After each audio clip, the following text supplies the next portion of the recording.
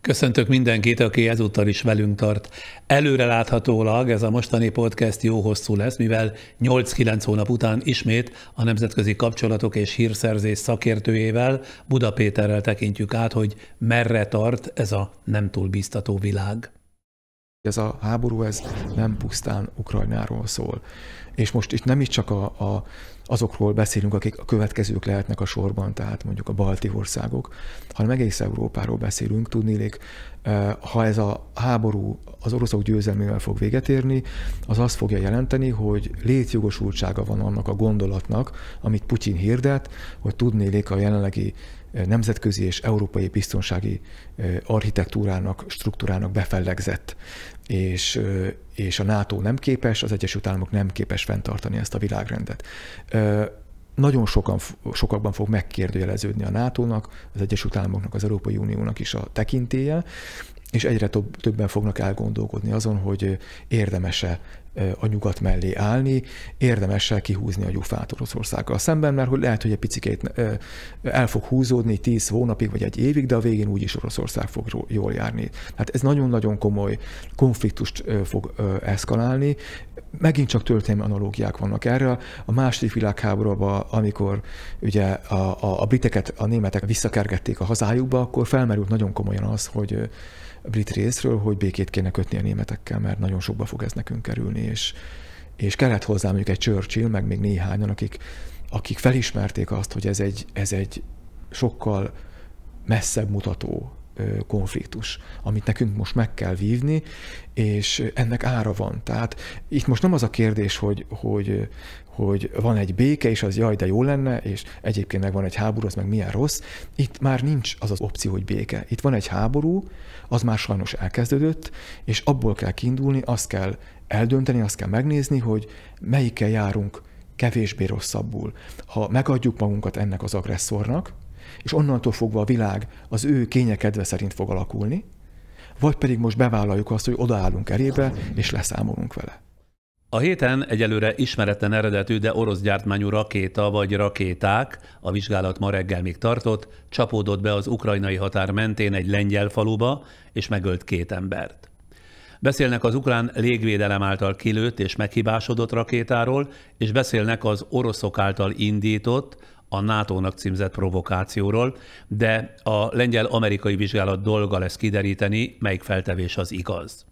Akárhogy is, Stoltenberg NATO főtitkárnak igaza van, amikor azt mondja, Oroszországot terheli a felelősség azért, ami Lengyelországban történt, mert ez a rakétatámadás a folyamatban lévő háború és az Ukrajna ellen indított orosz támadási hullám közvetlen következménye. És igaza van annak a francia szakértőnek is, aki reményének adott hangot, amikor úgy fogalmazott, az incidens remélhetőleg ráébreszti a teljes európai közvéleményt arra, hogy az ukrajnai háború valóban az egész kontinenst fenyegető veszély, és nem tekinthető pusztán Ukrajna ügyének. Oroszország földig akarja rombolni a teljes ukrán infrastruktúrát, hogy télen ukránok 10 milliói maradjanak áram, víz és fűtés nélkül, így törjék meg az ukrán nép 9 hónapja tartó hősies ellenállását. Kétségtelen, az oroszok egyelőre nem az európai atomreaktorokat, vízi erőműveket, villamos távvezetékeket vagy energiaközpontokat lövik szét, egyelőre csak Ukrajna védekezik az elszabadult brutalitás ellen. De Európa is védekezne, ha ezt tennék vele beteges nagyhatalmi érdekből. És ha eltévedt rakétáról van is szó, az is csak azért tévedhetett el, mert az Európai Unió határainál gyilkos háborút folytat Putyin Oroszországa, egy független nép, egy szuverén állam ellen. És a félreértések elkerülése véget az ukrán elnök tanácsadójának is igaza van, aki azt kérdezi, valaki tényleg komolyan elhiszi, hogy Oroszország békét akar? Engedelmességet akar, és az valami egészen más. De mit érne vele Putyin, ha sikerülne Ukrajnát megtörnie, miközben egész Európa engedetlen marad, talán egy kivételével, önökre bízom, melyik ország vezetése engedelmeskedne szívesen Putyin rendszerének. Ha a háborús logika eluralkodik a józan ész felett, az bizony nehéz megállítani. Valószínűleg meg kellene értenie minden európai polgárnak, hogy még a helyének látszó háború is, azaz minden, ami módszeres gyilkolás, rombolás, mindannyiunk életét és biztonságát fenyegeti, és nem csak eltévedt rakéták képében. Persze, ha manapság szétnézünk a világban, nem csak Putyin véres háborúját látjuk, amelyet immáron 9. hónapja folytat Ukrajna és Európa békéje ellen, hanem más valódi vagy potenciális háborús gócpontokat is. A valódi háborúk nagy része Afrikában, Etiópiában, Jemenben és Ázsiában, Myanmarban és Afganisztánban folyik, és sajnos elég régóta. De a potenciális háborúkról szóló hírek is egyre gyakoribbak. Elég csak arra gondolni, hogy Kína egyre erőteljesebben áhítozik Tajvanra, de Irán is megint fenyegeti Szaúd-Arábiát, Észak-Korea, Dél-Koreát, meg Japánt, és tulajdonképpen a számára elérhető világot, nem beszélve a hozzánk közeli Balkánról, ahol éleződik a konfliktus Szerbia és Koszovó között, illetve Bosznia-Hercegovinán belül. Nem bízhatunk semmi másban, mint valamennyiünk meggyőződésében, hogy minden erővel ellen kell állni a háború megszállottjainak, és bízni a nyugati világ vezetőinek bölcsességében, hogy képesek ezt az emberi igényt okosan képviselni. Buda Pétert rendszeresen azért hívjuk meg körünkbe, mert sok-sok nézőnk, hallgatunk véleményével egyetértve, mindig úgy tapasztaltuk, hogy jókora információ mennyiséggel és kellő távolságtartás mellett képes áttekinteni, hogy mi a helyzet a világban, mi több, mindezeket érthető módon el is tudja mondani nekünk.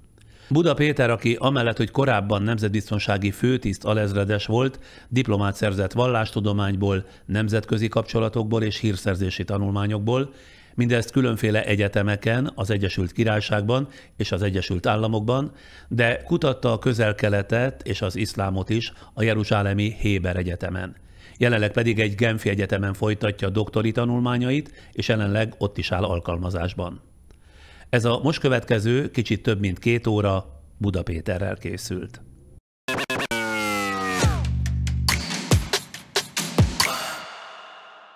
Péter, hogy te, aki, ha jól tudom, 50 éves kicsit elmúltál, még mindig tanulsz, az mit jelent? Ráadásul Genfben.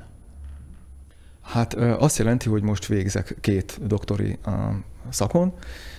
Ennek az oka az, hogy amikor eredetileg elkezdtem a doktori tanulmányomat, akkor nem tudtam finanszírozni őket, mert ez még olyan régen volt, hogy Magyarország nem volt EU tag, és egy EU országnak az intézményében kezdtem volna el a doktori tanulmányaimat. Most, hogy kiléptem a különböző munkahelyeimről, így nyílt lehetőség arra, hogy itt tanuljak, illetve tanítsak is. És konkrétan mi leszel, hogyha ezt elvégzed? Egészen konkrétan itt nemzetközi kapcsolatok történetével foglalkozom, tehát ez a szakiránynak a neve. És tanulsz is, meg tanítasz igen, is. Igen. Mindjárt elkezdjük ezt a jó alaposra tervezett beszélgetést, de előtte 10 másodpercben támogatóink kérnek szót. OTP Travel, mert biztosan utazik.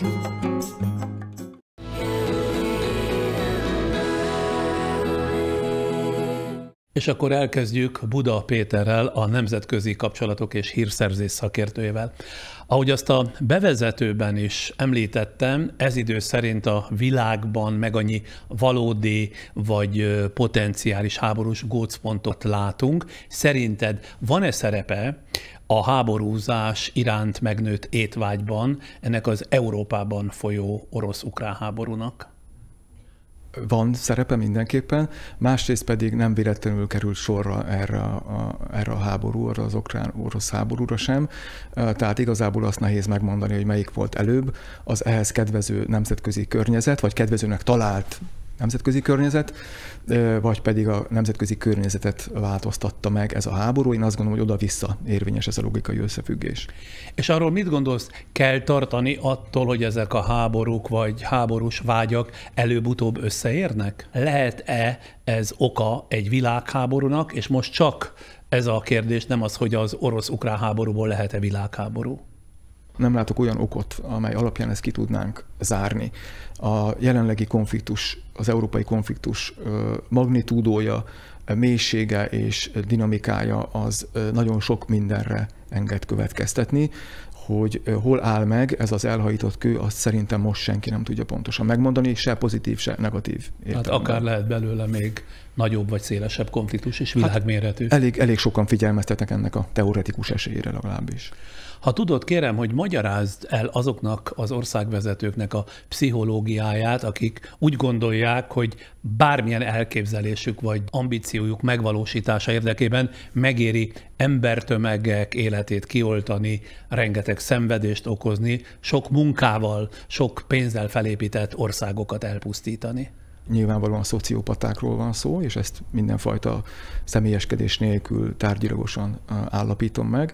Rengeteg analógia van erre is a történelemből. Más felül pedig egy olyan általában autoriter rezsimekre jellemző törvényszerűségre, amely évek alatt egyszerűen eltünteti az vezető környékéről azokat az embereket, akik visszacsatolásokat tudnának az illetőnek adni. És egyre tehát a környezetükből azokat a munkatársakat, akikre korábban még hallgattak, vagy tanácsadókat. Igen. Abszolút mindent a feltétel nélküli lojalitás határoz meg, és senki nem mer kritikusan viszonyulni úgymond a főnöknek a nézeteihez, az elképzeléseihez, és ez egy önmagában csavarodó tényleg olyan spirál lesz, amiből nagyon nehéz, illetve ahogy látjuk, lehetetlen is kilépni.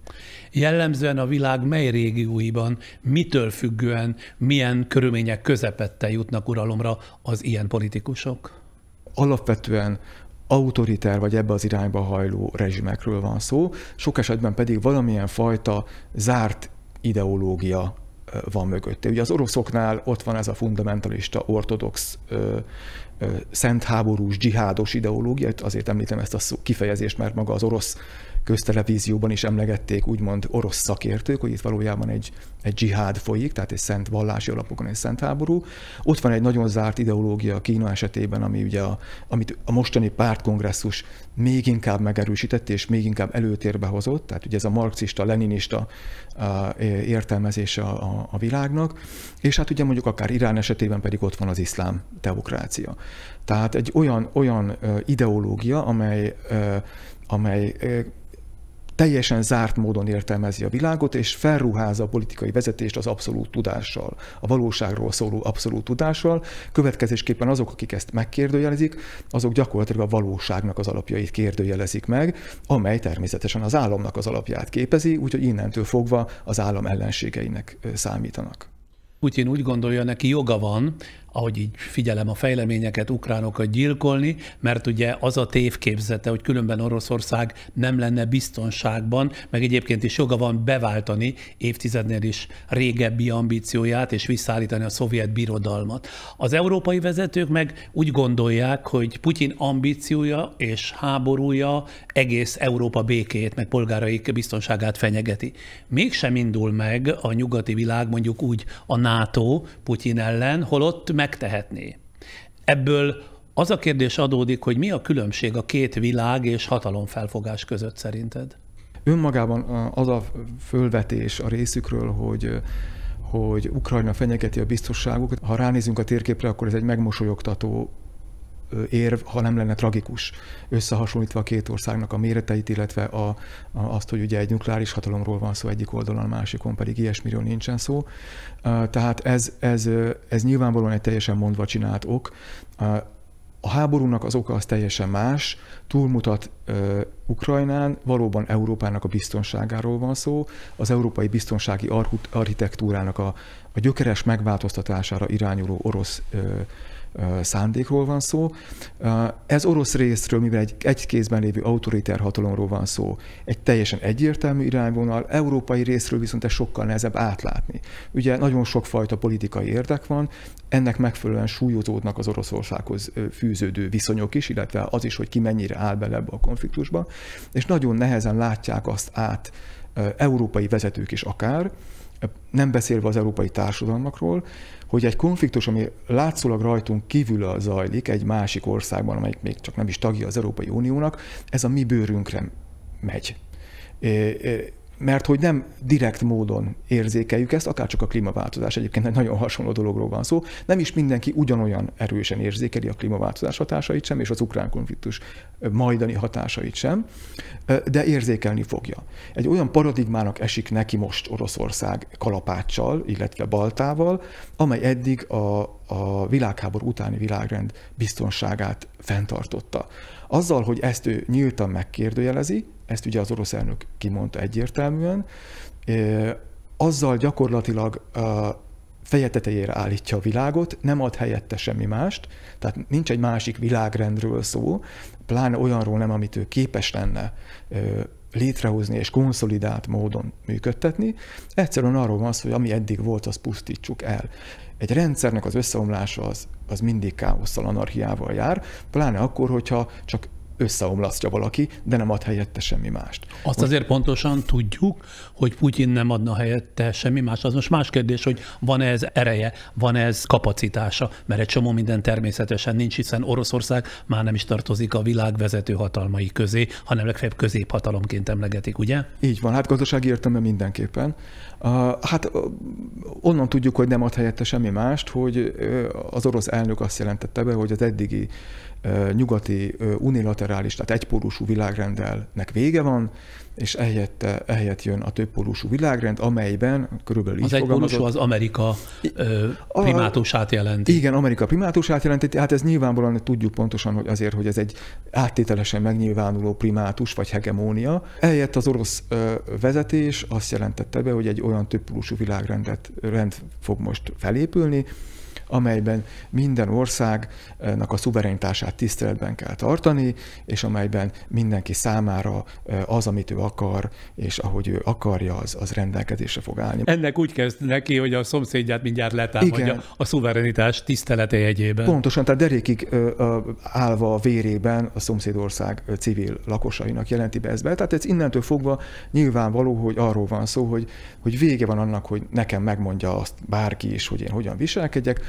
Az erősebb fogja meghatározni azt, hogy milyen lesz a világ.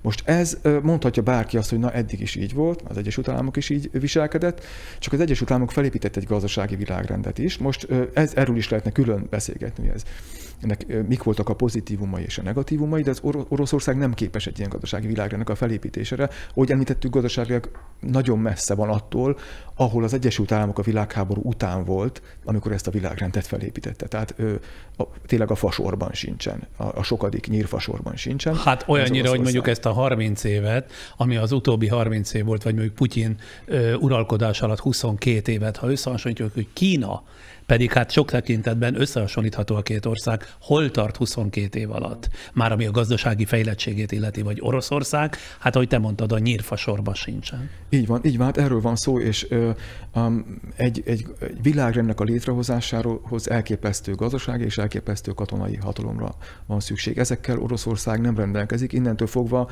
az várható, ami eddig is egyébként az orosz és korábban a szovjet külpolitikának egy sajátossága volt, hogy uralkodni, hegemonként leuralni a világot nem tudom, ezért inkább próbálom megakadályozni, hogy konszolidálódjon az én ellenfelem akaratának megfelelően a világ, mert a zavarosban halászni azt viszont tudok.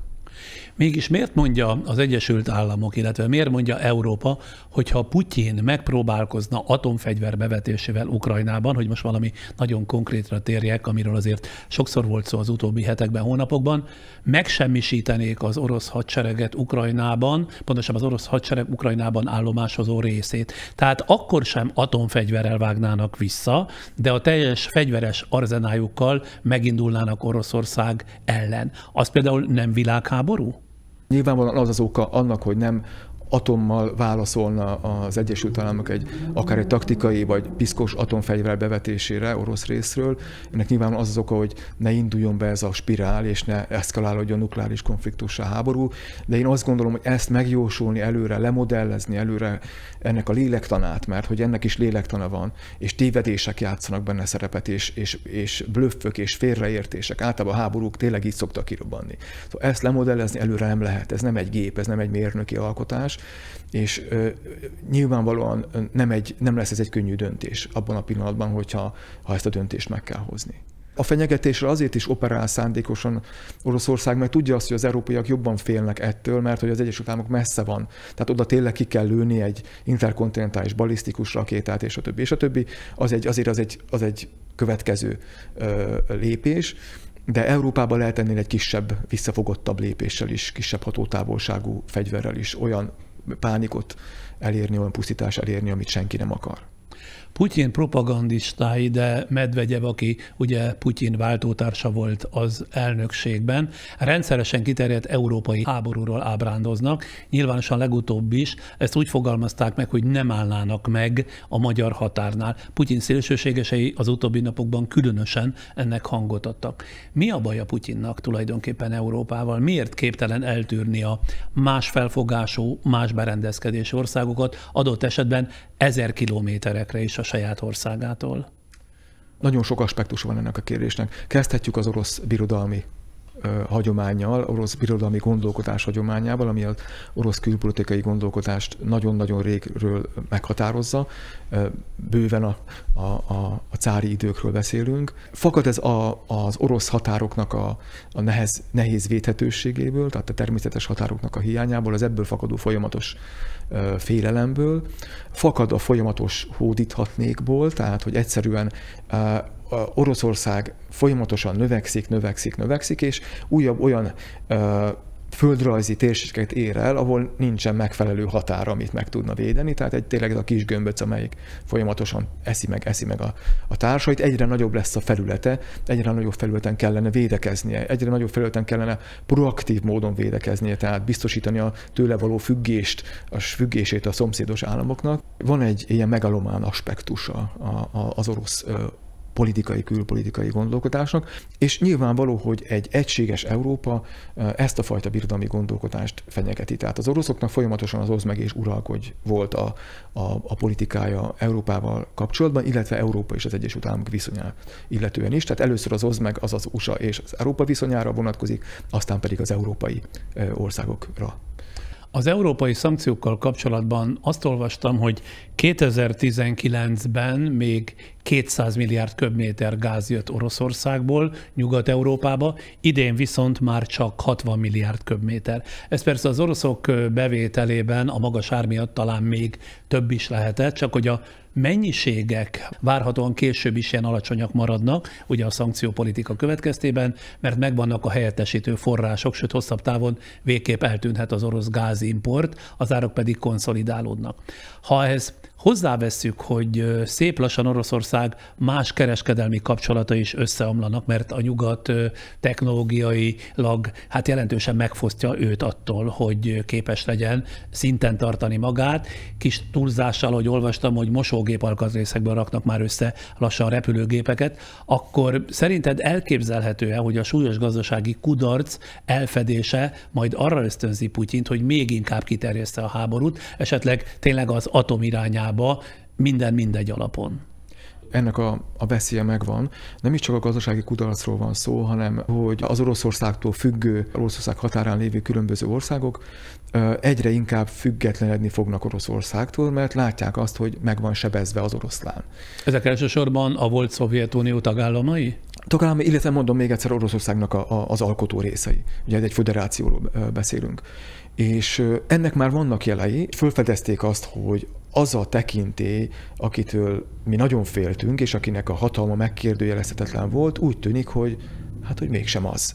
Hogy nem bír el 2 megyével Ukrajnában, és hogy az a nyugat, amelyikről úgy gondoltuk, hogy egy ilyen konfliktusban nem áll bele, Oroszországgal szemben mégiscsak beleállt. Nyilván a konfliktusnak a további folytatásától függeni fog az, hogy mivé fajul ez a helyzet, de nagyon sokan orosz országi elemzők is pedzegetik ezt a kérdést, és nagyon tartanak attól, hogy igazából a legnagyobb probléma az lesz a világ számára is, hogyha Oroszország szétesik. Mert abból nagyon-nagyon komoly nemzetközi káosz fog kijönni, hiszen egy nagyon komoly hatalmi vákuum fog ebben a régióban keletkezni. Ez elsősorban az atombirtoklása miatt? Nagy mértékben az atombirtoklása, illetve nyilván olyan nyersanyagok birtoklása miatt, amelyeknek ugyan csökken a jelentősége, ugyan ahogy az el is hangzott, de azért mégiscsak elég sok mindenről van szó. Itt ez lehet a gyémántot is emlegetni egyébként, meg sok minden olyan fajta ásványt, amely kevésbé szerepel a hírekben, amelyeknek nagyon nagy mértékben az ellátását az egész világgazdaság részére Oroszország biztosítja. És hát ugye azok a hadurak, vagy kvázi hadurak, ha nevezhetjük így őket Oroszországban, tehát az a katonai titkosszolgálati vagy kiszervezett titkosszolgálati és katonai elit, akik egyre nagyobb hangot kapnak és egyre nagyobb szerepet kapnak most a háborúban, azoknak a tevékenysége és az várható egymásnak esése iszonyatosan komoly anarchikus állapotokat tud Oroszországban előidézni. Ha esetleg errefelé mennének a dolgok, akkor a világ képes lesz arra, hogy ezt kézben tartsa? Hát erre szerintem nincsen garancia. Pláne, hogyha a kézben tartás alatt azt értjük, hogy azok a fegyverek, illetve azok az ambíciók, fegyveres katonai ambíciók, amelyek most feszítik az elégedetlenkedő katonai, vagy paramilitáris, vagy paratitkosszolgálati vezetőket, ezek esetleg elindulnak nem csak belső, hanem külső irányba is, és sokkal kevésbé fogja őket korlátozni az a fajta kultúra, amely többé-kevésbé az orosz diplomáciát legalábbis bizonyos ideig még korlátoztat. Most meg egy olyan fajta anarchiára kell számítani, vagy lehet számítani, amelyet olyanok fognak előidézni, akik nem jártasak ebben a világban, akik egyszerűen hadurak, ahogy szokták ezt mondani, én mondanám esetleg adott esetben rablóvezérnek is, vagy haramia vezérnek őket, némelyiket közülük. Tehát itt sokkal inkább lehet az anarchiának tényleg avval a klasszikus esetével számolni, amikor egymásnak esnek egyszerűen. Kit kell ezekben egyébként érteni a hadurakon? Az egyik első számú ilyen szereplő a Putyin szakácsaként emlegetett illető, aki ugye ennek a Wagner csoportnak a vezetője, ami ugye egy nagyon sokáig függetlenként emlegetett orosz magánhadsereg volt, és amivel kapcsolatban ugye most ismerte el az illető, hogy hát ez azért orosz és gyakorlatilag kvázi állami szervezet. Nem mint ezzel meglepetést nem lepett meg volna. senki, avval lepett meg embereket, amivel egyébként meglepett még egy későbbi nyilatkozatával szintén a nemzetközi közvéleményt, amivel elismerte azt, hogy beavatkoznak az amerikai választásokban. Eddig is beavatkoztak, és mindig is be fognak avatkozni. Ez azért rémisztő egyébként, nem meglepő, tehát egyáltalán ezen senki nem lepődik meg, hanem ha ennek utána nézünk, a mögé nézünk annak, hogy miért állt most elő ez az illető ezzel, akkor azt láthatjuk, arra következtethetünk, hogy megindult a hatalmi harc a Putyin legbelső köréhez tartozó személyek között. Ez az illető azért állt elő ezzel, és azért vállalta mindezt fel, hogy úgy mondjam, mutogassa az izmait. Hogy én erre is képes vagyok, ezt én csinálom, és ide figyeljetek, és én fogok innentől fogva diktálni. De ezt Putyin ellenében teszi, vagy inkább a Putyin körül a legbelső körben lévő többi hadur, vagy mondjuk úgy konkurencia miatt? Én arra gondolnék most, hogy közvetlenül inkább a Putyin környezetében lévő adott esetben hadügyminiszternek vannak ezek címezve, akinek a pozícióját fenyegetik ezek a fajta beszólások, de hát nyilván, mivel a hadügyminiszternek azért van némi köze Putyinhoz is, azért én azt gondolom, hogy ha én a Putyin helyében lennék, akkor nyilvánvalóan erősen gondolkoznék, hogy hol áll meg ez a malomkő. Nem véletlen, hogy Sztálin is kiirtotta a körülötte levő hozzá legközelebb álló, legbizalmasabb személyeket, és igaz, hogy Beria, aki ugye a titkos állami apparátusnak, a titkosszolgálati és titkos rendőrségi apparátusnak a vezetője volt sokáig, és legközelebb bizalmas volt Sztálinnak, már Sztálin után végezték ki hamarosan, de tudva levő az, hogy Sztálin is igazából el akarta őt tenni láb alól, tehát amikor megindul az utódlásért folytatott harc, akkor tudja azt a vezető, hogy lehet, hogy még most nem az én bőrömre megy, de mivel megindult a Gletscher, innentől fogva nem biztos, hogy van megállás.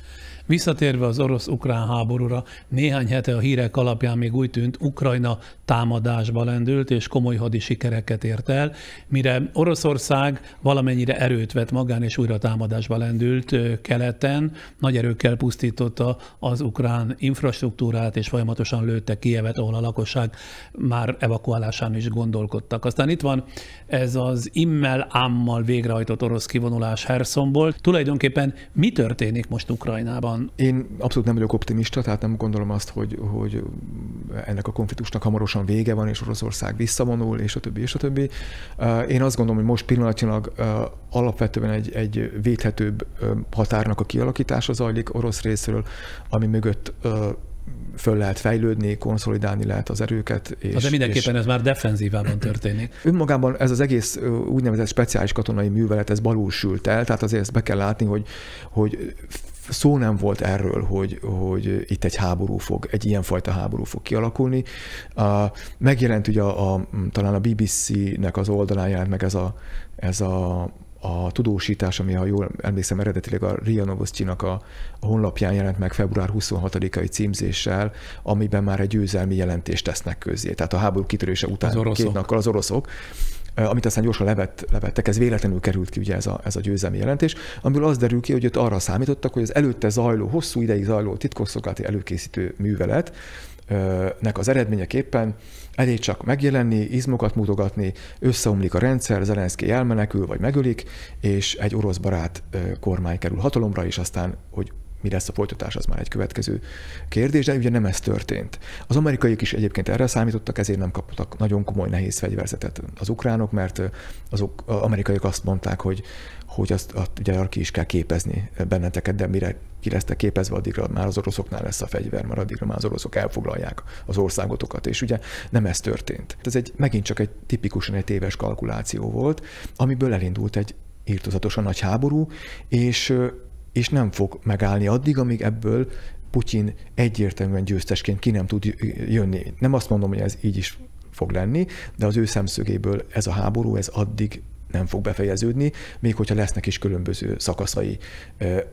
Ez a háború egyébként 2014 óta zajlik, tehát hogy ugye a Krím elfoglalásával kezdődött, és ha lesz is benne egy kis stopp, egy kis megállás, egy kis tűzszünet, az csupán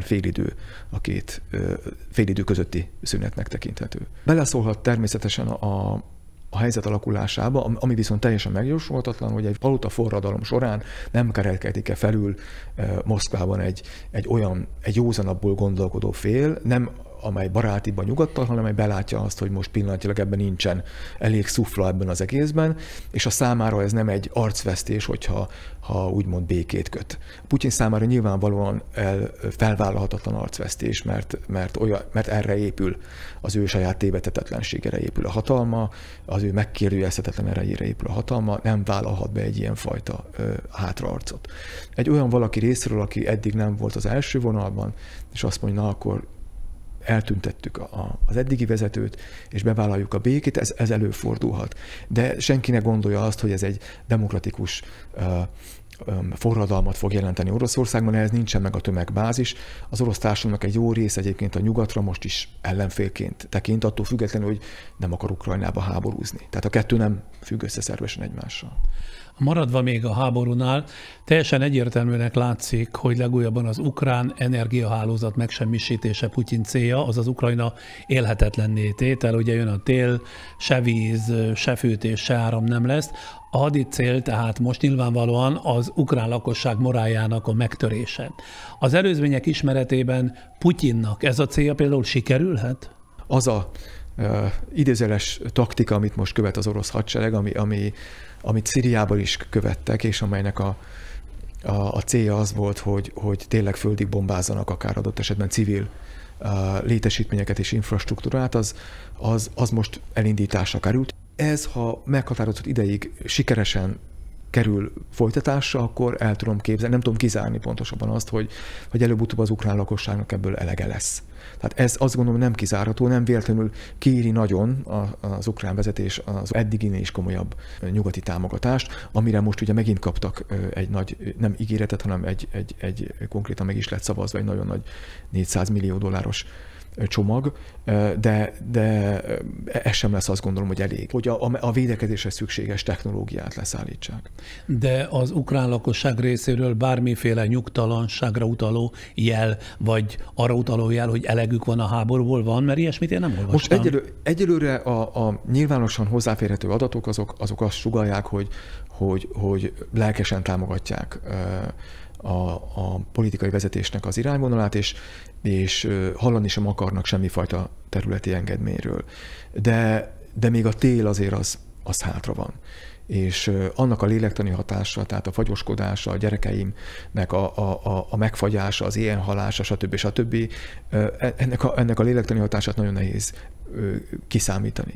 És amikor fölmerül az, hogy egy egész fővárost, 3 millió embert ki kell telepíteni, ugye most erről is vannak hírek, akkor tehát annak a hatását nagyon nehezen tudjuk szerintem modellezni, ha ez még hónapokig. És igazán tényleg a kemény fagyban, a hóban ki fog tartani, és megszűnik a higiénia, megszűnik a kommunikáció, megszűnik az élelem, megszűnik a fűtés milliós tömegeket érintő módon. A G7 csoport, azaz a legfejlettebb ipari országokat tömörítő nemzetközi együttműködés tagjai külön koordinációs mechanizmus szerveznek az ukrán lakosság energia és vízellátását szolgáló infrastruktúrában okozott károk elhárítására és helyreállítására.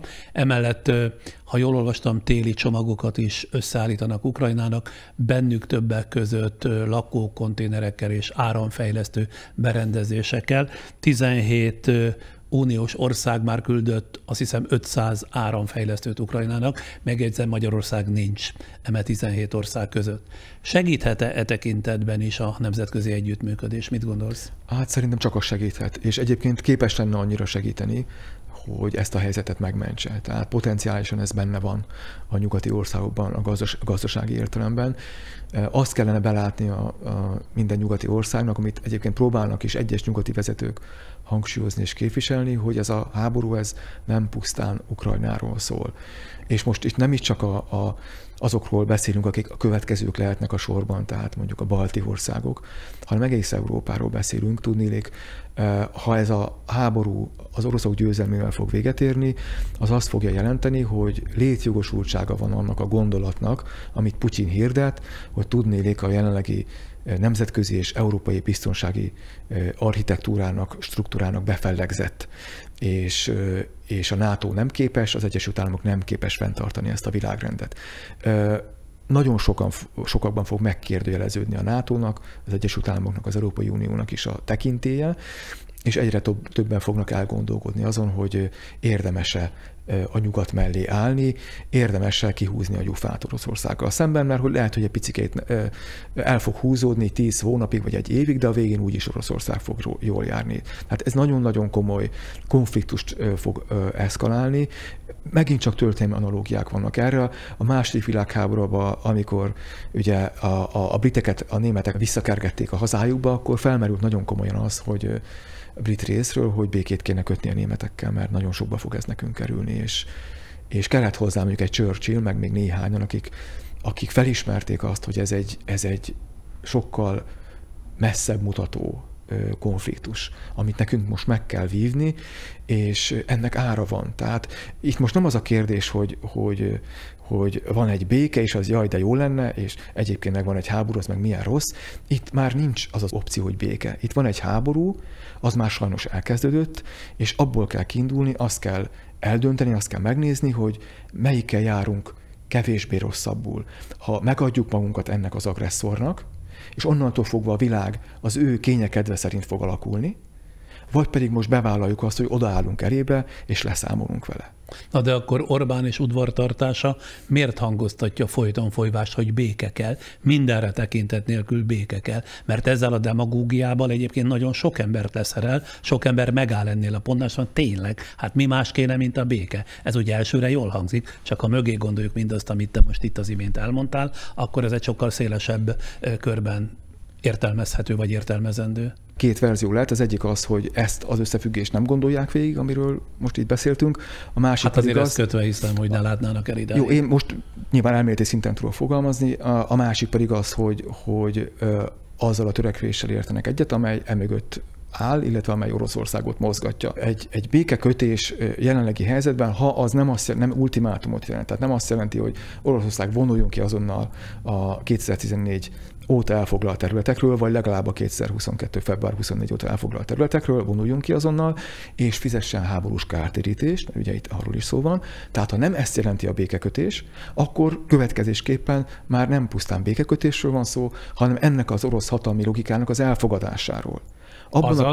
Arról, hogy megnyitottuk a kaput azelőtt az orosz gondolkodás előtt, miszerint az eddigi világrendnek befellegzett, és innentől fogva több pólusú a világrend, és jaj, de jó lesz nekünk. Én erre azt gondolom, hogy nekünk nem lesz nagyon jaj, de jó, hogyha ezt a fajta logikát követjük. Visszatérve arra, hogy közeleg a tél, ugye Európában is közeleg a tél, és Putyin számításai között nyilvánvalóan ott van, hogy az életszínvonal csökkenés miatt előbb-utóbb megrendül a nyugati társadalmi stabilitás. Ugye nem olyan régen, például szeptember elején talán Csehországban volt több tízezres tüntetés a szankciók ellen, leginkább a szélső jobb és a kommunisták szervezésében. Vagy Németországban a volt NDK-hoz tartozó kelet-német tartományokban vonultak egyre többen az utcákra a magas infláció és az energiaválság miatt a szankciók ellen, szintén szélsőséges pártok bíztatására. Aztán Olaszországban is pár napja tartottak egy több tízezres békemenetet, bár itt, ha jól tudom, nem a szankciókról meg a megélhetésről volt szó, hanem lényegében az értelmetlen gyilkolás ellen tiltakoztak. Szerinted jól számol-e Putyin, hogy előbb fordul fel Európa, mint ahogy az orosz gazdasági, katonai összeomlás bekövetkezik? Én egyáltalán nem gondolom azt, hogy garantáltnak lehet tekinteni az európai, illetve a nyugati egységet.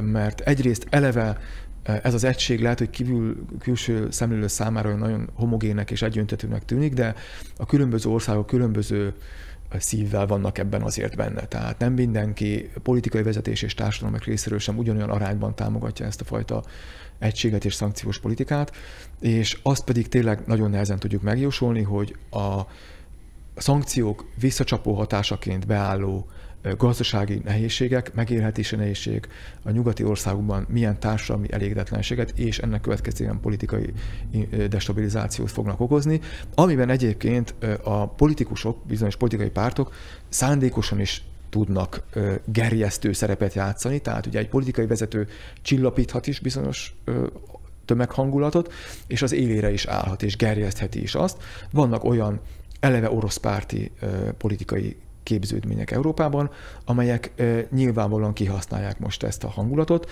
sőt vannak olyan politikai mozgalmak, illetve olyan aktivista csoportok, amelyeket egészen konkrétan orosz titkosszolgálati műveletek keretében mozgatnak, pénzelnek, és próbálnak arra rávenni, hogy gerjesszék a feszültséget. Ezt akarom mondani, hogy Putyin régóta anyagilag is támogatja a szélsőséges európai pártokat, és régóta folytat ugye erőteljes orosz párti és ideológiai hadviselést állinformációk terjesztésével, meg az egyéb eszközökkel, amiket itt soroltál. Az orosz elnök legutóbbi beszédében, amelyben azt állította, hogy Lengyelországnak, Romániának és Magyarországnak területi követelései vannak Ukrajnával szemben, nem a szélsőséges nemzeti erők indulatainak újabb felszítását szolgálta-e, kérdezem. Ugyanis az teljesen nyilvánvaló, hogy az ukránokat hatalmas erőkkel segítő Lengyelországnak vagy Romániának nyilvánvalóan nem ezen jár az esze. Igen, viszont mindezen országokban vannak olyan szélsőséges, szélsőjobboldali szervezetek, szerveződések, amelyek orosz pártiak, és amelyek ilyenfajta nacionalista törekvéseket dédelgetnek. Még Lengyelországban is. Tehát Lengyelországban is vannak orosz párti jobboldali politikusok, politikai képződmények, és egyébként nem kell teljesen csak a nagyon nagyobb szélen, a szakadék szélén levő pártokra és mozgalmakra gondolni, ez a mainstream irányába is jelen van orosz részről ezek a fajta befolyásolási törekvések.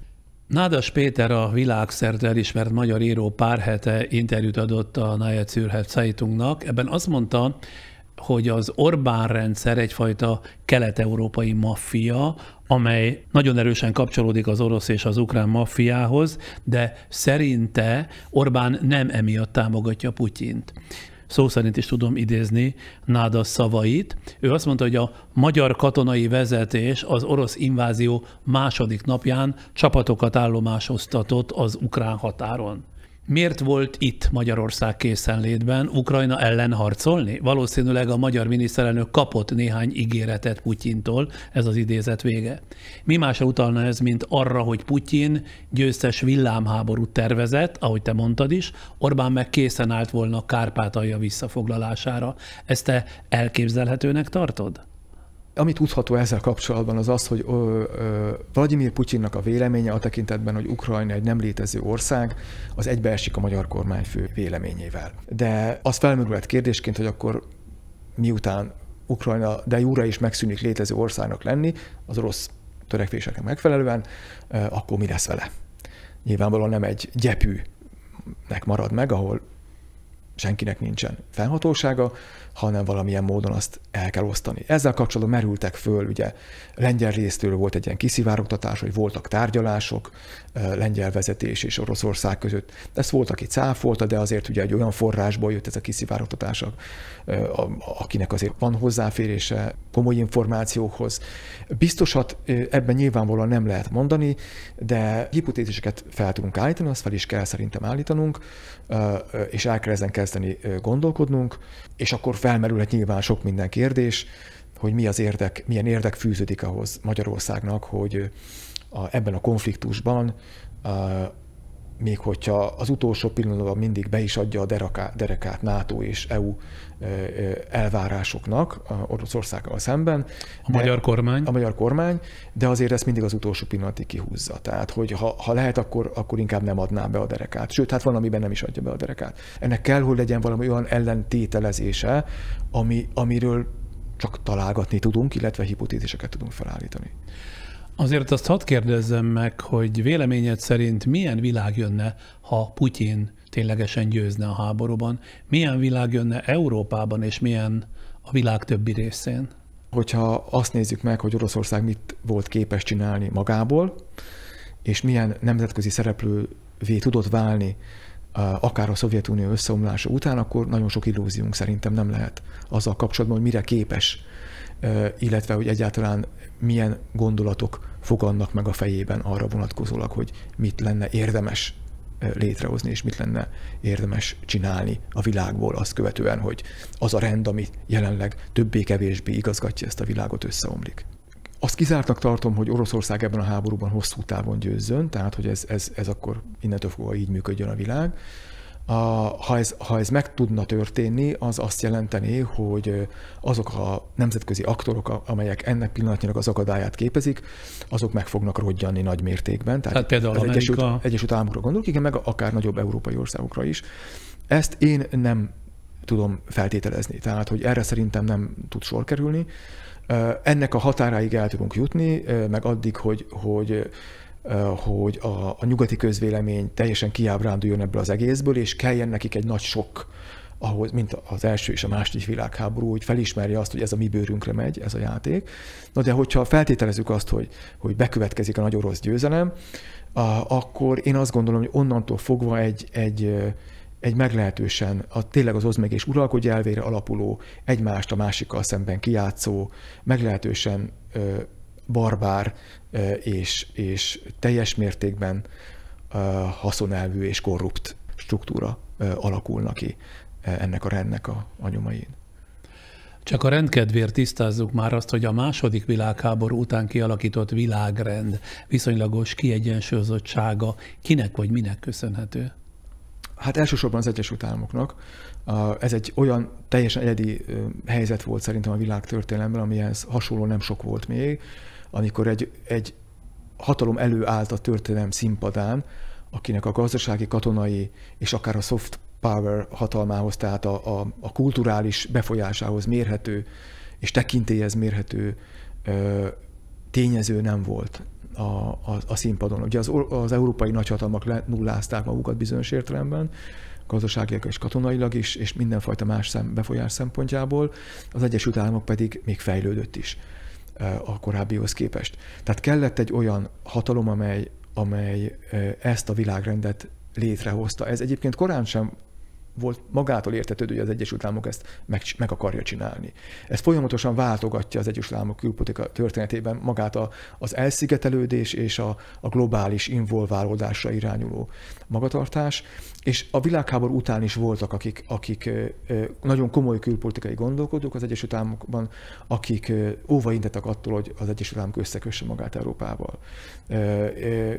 Nem láttak ebben fantáziát. Végül mégis az álláspont kerekedett felül, hogy hogy össze kell, hogy kössük a sorsunkat, és az Egyesült Államok vezetésével felépült egy intézményrend is, tehát emögött nem pusztán egy normatív rendet kell látnunk, hanem egy nagyon bonyolult, komplex intézményi rendszert is.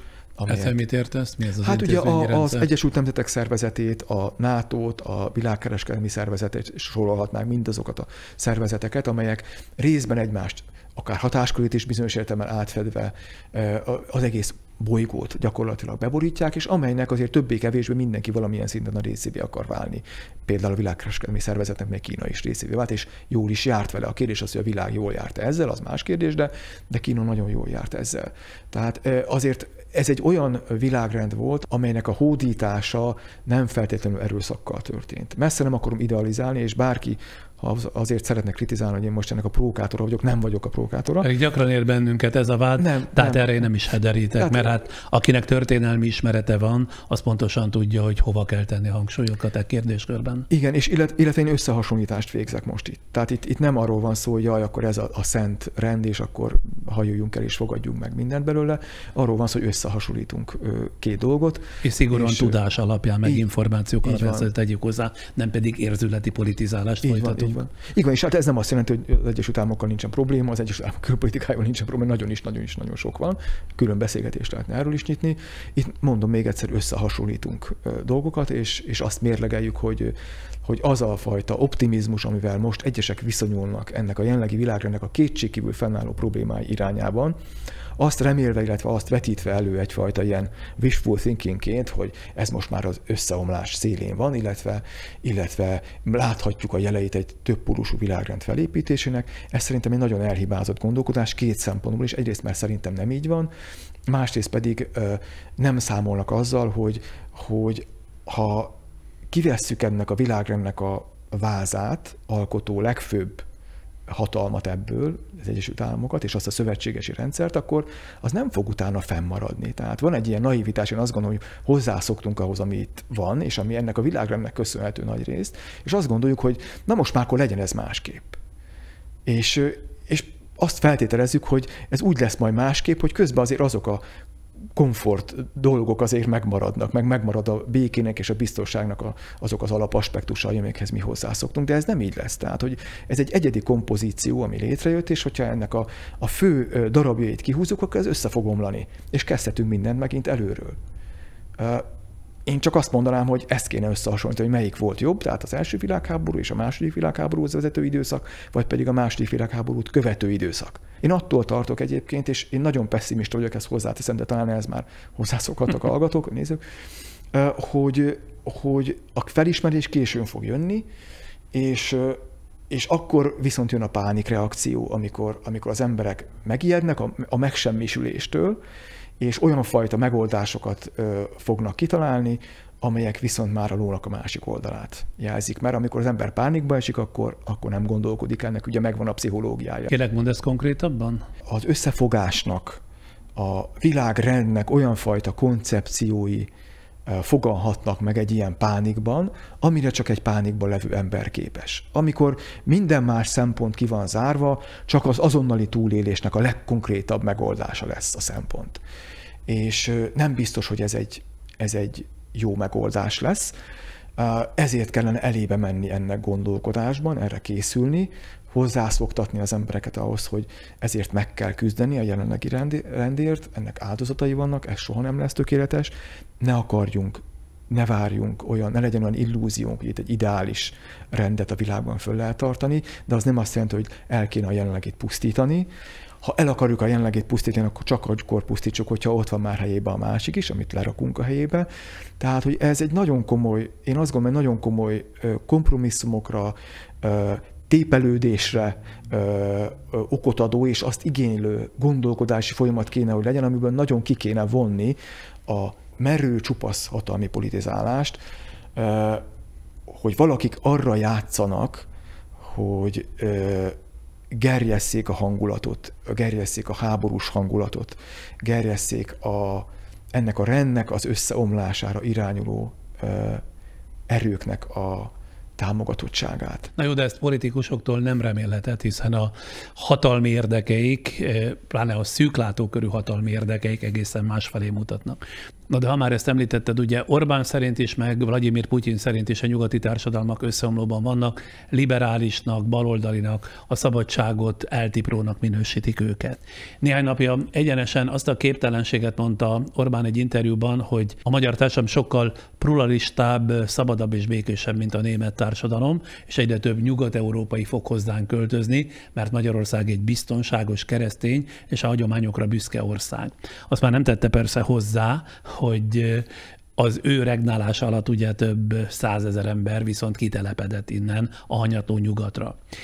Mit gondolsz? Orbánnak, Putyinnak és a hozzájuk hasonló embereknek mi a bajuk a nyugattal? Mi a bajuk a liberális demokráciával, miközben a gyerekeiket nem a festő és igen fejlett Novosibirszkbe tanítatják, utazási célpontjaik sohasem többnyire a keleti irányba vezetnek, hanem mindig nyugatra, hogy tovább ne is soroljam ezeket az ellentmondásokat, ami beszédük és életvitelük között feszül. Egészen más beszélnek, és aztán az életvitelük meg egészen másra mutat. Ezeknek a szólamoknak van egy populista aspektusa is, ami arra játszik rá, hogy azok a tömegek, akiknek nincsenek megfelelő ismereteik arról, mi zajlik nyugaton. Egyébként ezt én tapasztalom, engem is keresnek, engem Nyugat-Európában élő barátaimat is keresnek meg, korábbi ismerősök, és kérdezik azt, hogy hát hogy bírjuk kint. És akkor kérdezem, hogy miért? Tehát, hogy én nagyjából egyszerre párhuzamosan élek 2 nyugat-európai országban, eddig is éltem egy olyan 7 évet Nyugat-Európában, hogy mire gondol?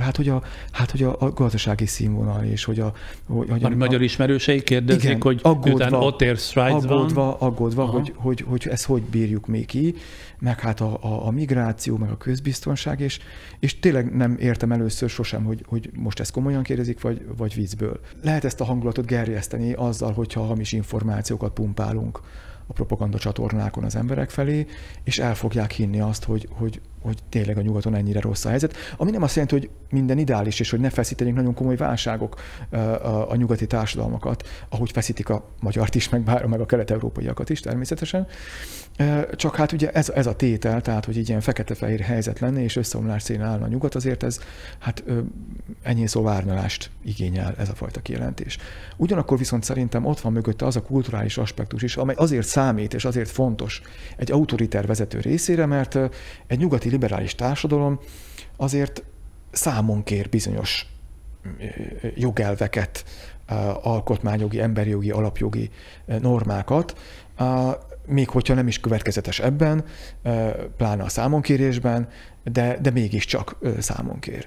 És ezt a fajta számonkérést, ezt lehet úgy interpretálni hazai közönség felé, mint hogyha ez igazából a nyugati társadalmaknak az irántunk való, a mi sikerességünk felett érzett frusztrációjából fakadna, és nem pedig a tényleges jogi normák iránti tiszteletéből. És mivel magyarázható ezekben a körökben a nagyfokú Amerika ellenesség? Erről már az előbb kicsit beszéltünk, de mégiscsak. Lassan ugyanis ott tartunk, hogy a vezető politikusok hathatós propagandája nyomán természetesen egyre többen azt állítják, és a műsorunkhoz érkező kommentek is igen gyakran ide lyukadnak ki, hogy ez a háború elsősorban Amerikának áll érdekében. Én egyrészt a tájékozatlanságnak tulajdonítanám ezt. Nagyon sokan lettek külpolitikai szakértők, így az ukrán háború után, ahogy járványszakértők így a Covid járvány kitörése után, és nagyon sok minden alaptétellel nincsenek tisztában, amely ma a nemzetközi kapcsolatokat és a politikát mozgatja, egészen konkrétan például ennek az ukrán helyzetnek a kapcsán is ez egyértelműen kimondható. Hogy miért van ez az Amerika ellenesség? Ugye egy olyan világrendben élünk, amiben, ha tetszik, ha nem, de azért az Egyesült Államok mondja meg a végén, hogy mi van. Illetve onnan sugárzik le mindenhova az, hogy tulajdonképpen mi van, ő a legerősebb. Lehetne ez egyébként másképp? Nagyon nagy vitákat generál ez a jelenlegi helyzet, amiben az Egyesült Államok rá van utalva arra, hogy globálisan irányítsa a világot. Egyébként ezt igénylik is az egyes országok. Amikor az Egyesült Államok eltűnik, akkor egy vákum keletkezik, és ezt igazából... Egy adott problémából, ha kivonul.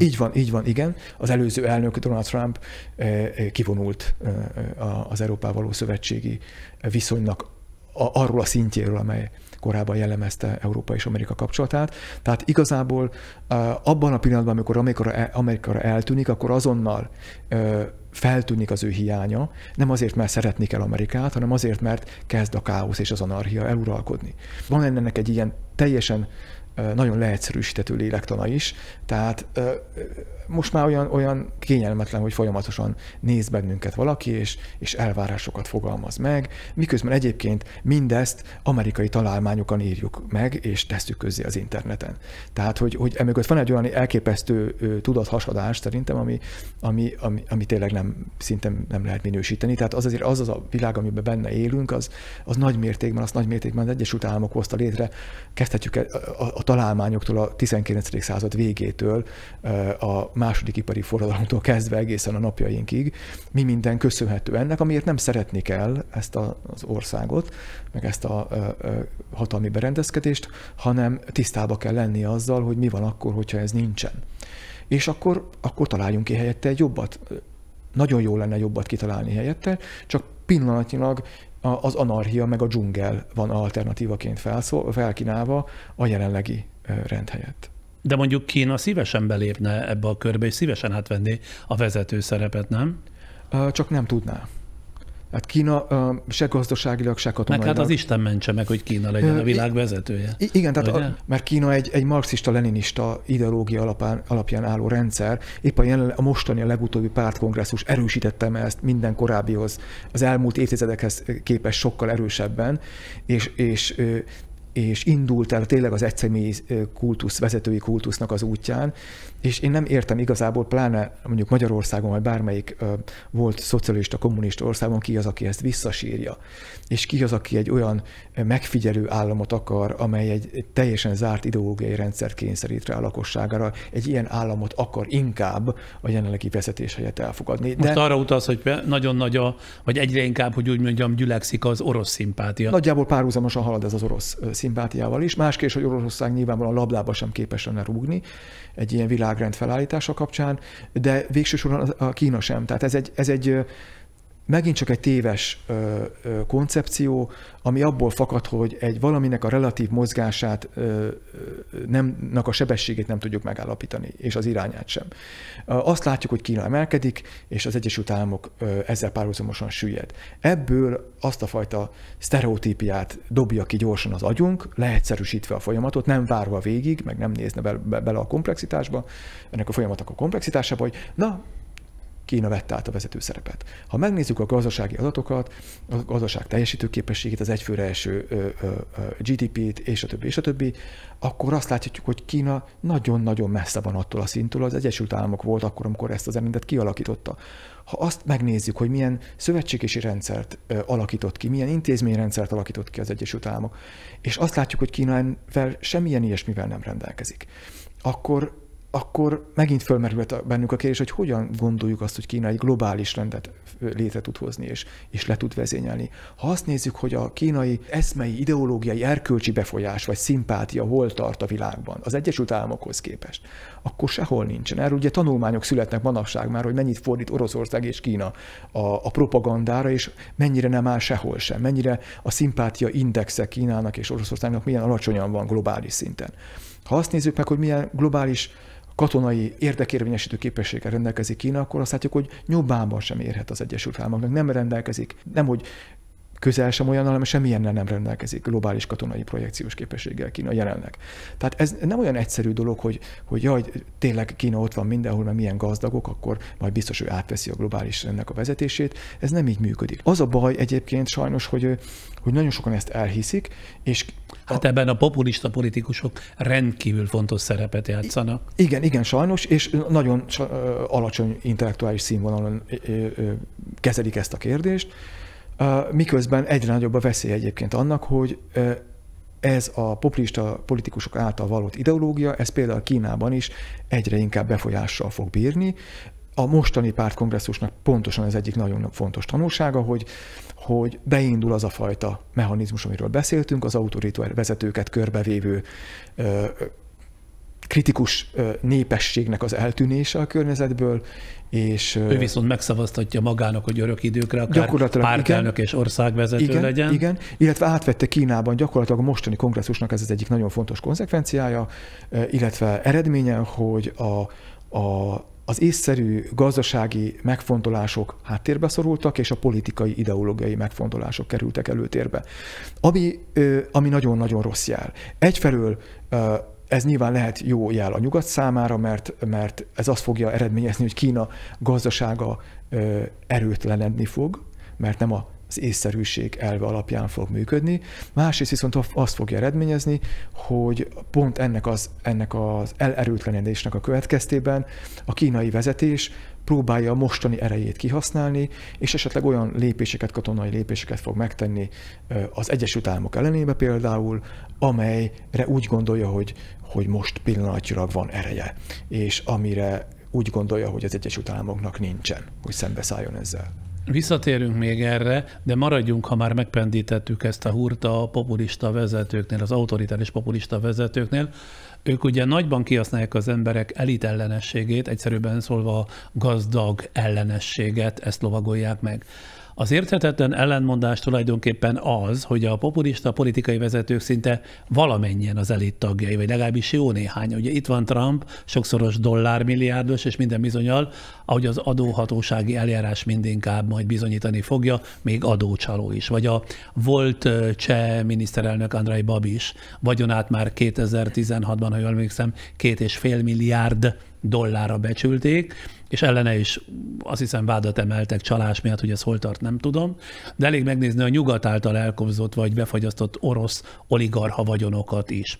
Orbán Viktor persze tudjuk, hogy ő fizetésből, meg bérből ér, csak a családja épít hatalmas magánbirodalmat, ugye 60 pusztán, és csak az apja, a veje, meg barátai vesznek fel sok százmilliós vagy milliárdos osztalékokat, neki még egy magánrepülőrel sem telik, ezért kénytelen a magyar állam vagy a magyar honvédség gépével kiugrani külföldi futballmeccsekre. De most ettől eltekintve, azt kérdezem tőled, hogy miért hiszik el az emberek, hogy ezekkel az új gazdagokkal lehet lecserélni az utált korábbi elitet, hogy ezekben van tulajdonképpen az erő és a megoldás? Ennek megint csak pszichológiája is, tehát lélektana van ennek a viselkedésnek. Trump példája egyébként erre duplán jó, idézőjelben, mert hogy ő ráadásul, tehát ő nem csak úgymond a szegény proletárnak a védőügyvédje, hanem ráadásul a szegény keresztény proletárnak a védőügyvédje, miközben antitézise mindannak, ami keresztény. És az emberek elfogadják ezt, és fölnéznek rá, azért, mert egy hatalmas emberről van szó, nagyon sok pénze van, és ő lehajol hozzánk. És felvállalja a mi ügyünket. És onnantól fogva beüt a Stockholm-szindróma, amikor rokonszenvezni kezdünk azzal, akinek gyakorlatilag igazából a foglyai vagyunk. És ezért tragikus ez a helyzet, mert ebből szerint nagyon nehéz racionális módon kijönni.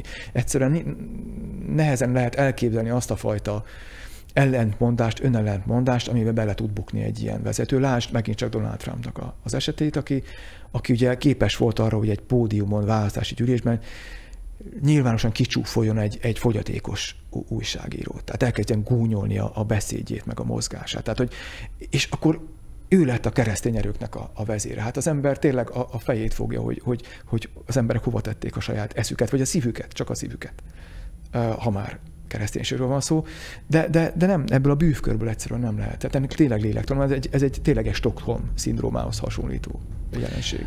Aztán, hogy ennek a problémának egy másik aspektusát is megpendítsem, klímaaktivisták pár napja Amsterdamban felszállásra készülő magánrepülőgépekhez kötözték magukat, tiltakozásul az ellen, hogy az elit meg a celebvilág akár ilyen negyedórás utakra is magánrepülőkkel jár, amelyek környezetszennyező hatása sokszorosa a kereskedelmi repülőkének. Azt tudjuk, a háború való félelem mellett egyre erősebb az emberekben a klímaszorongás is. Azt is látjuk, hogy Putyin háborúja az európai klíma megóvási terveket is ugye jelentősen visszaveti, például azért, mert sok helyen kénytelenek újraindítani a szénerőműveket. Hogyan függ össze a föld megóvása a társadalmi berendezkedésekkel? Hát erre egy elég tömör választ adott most az ENSZ főtitkár, aki azt mondta, hogy vagy összefogunk, vagy elpusztulunk. Ugye a klímaváltozás az tipikusan egy olyan probléma, amelyet nemzetállami keretek között hát meglehetősen nehéz menedzselni, hogyha ezek a nemzetállamok egyébként nem hisznek a kooperációban, és pusztán a saját érdeküknek a maximalizálása minden áron és minden más érdeken keresztül hágó maximalizálása céljuk.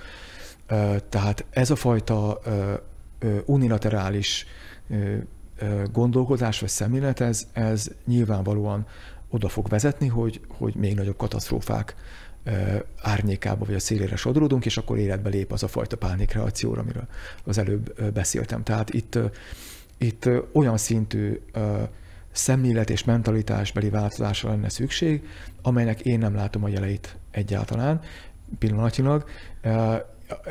Ehelyett azt látom, hogy erkölcsről beszélő politikusok pont az ellenkezőjét csinálják, tehát pont a polarizáció irányába hajtják a saját országukat is, és azt a fajta nemzetközi rendet is, amelynek akarva akaratlan a részét képezik. Ez nyilvánvalóan meg fogja akadályozni azt, hogy olyan döntéseket hozzunk meg közösen a világ összes országa, amelynek az okaiba és a következményét illetően nem egyenlőképpen vagyunk jelen. Mert ugye nem mindenki ugyanúgy felelős egy környezetszennyezésért, és nem mindenki ugyanúgy az elszenvedője egy adott környezeti katasztrófának, mégis egységesen kellene ebben fellépnünk. Ez azt gondolom ugyanabból az autoritár és egoista politizálásból fakad, amely abszolút nincsen tekintettel a szélesebb körű, illetve időben távolabbi következményekre, hanem az azonnali hatalom érvényesítés a célja. Tehát ez szerintem minden autoritár rezsimre többé-kevésbé érvényes.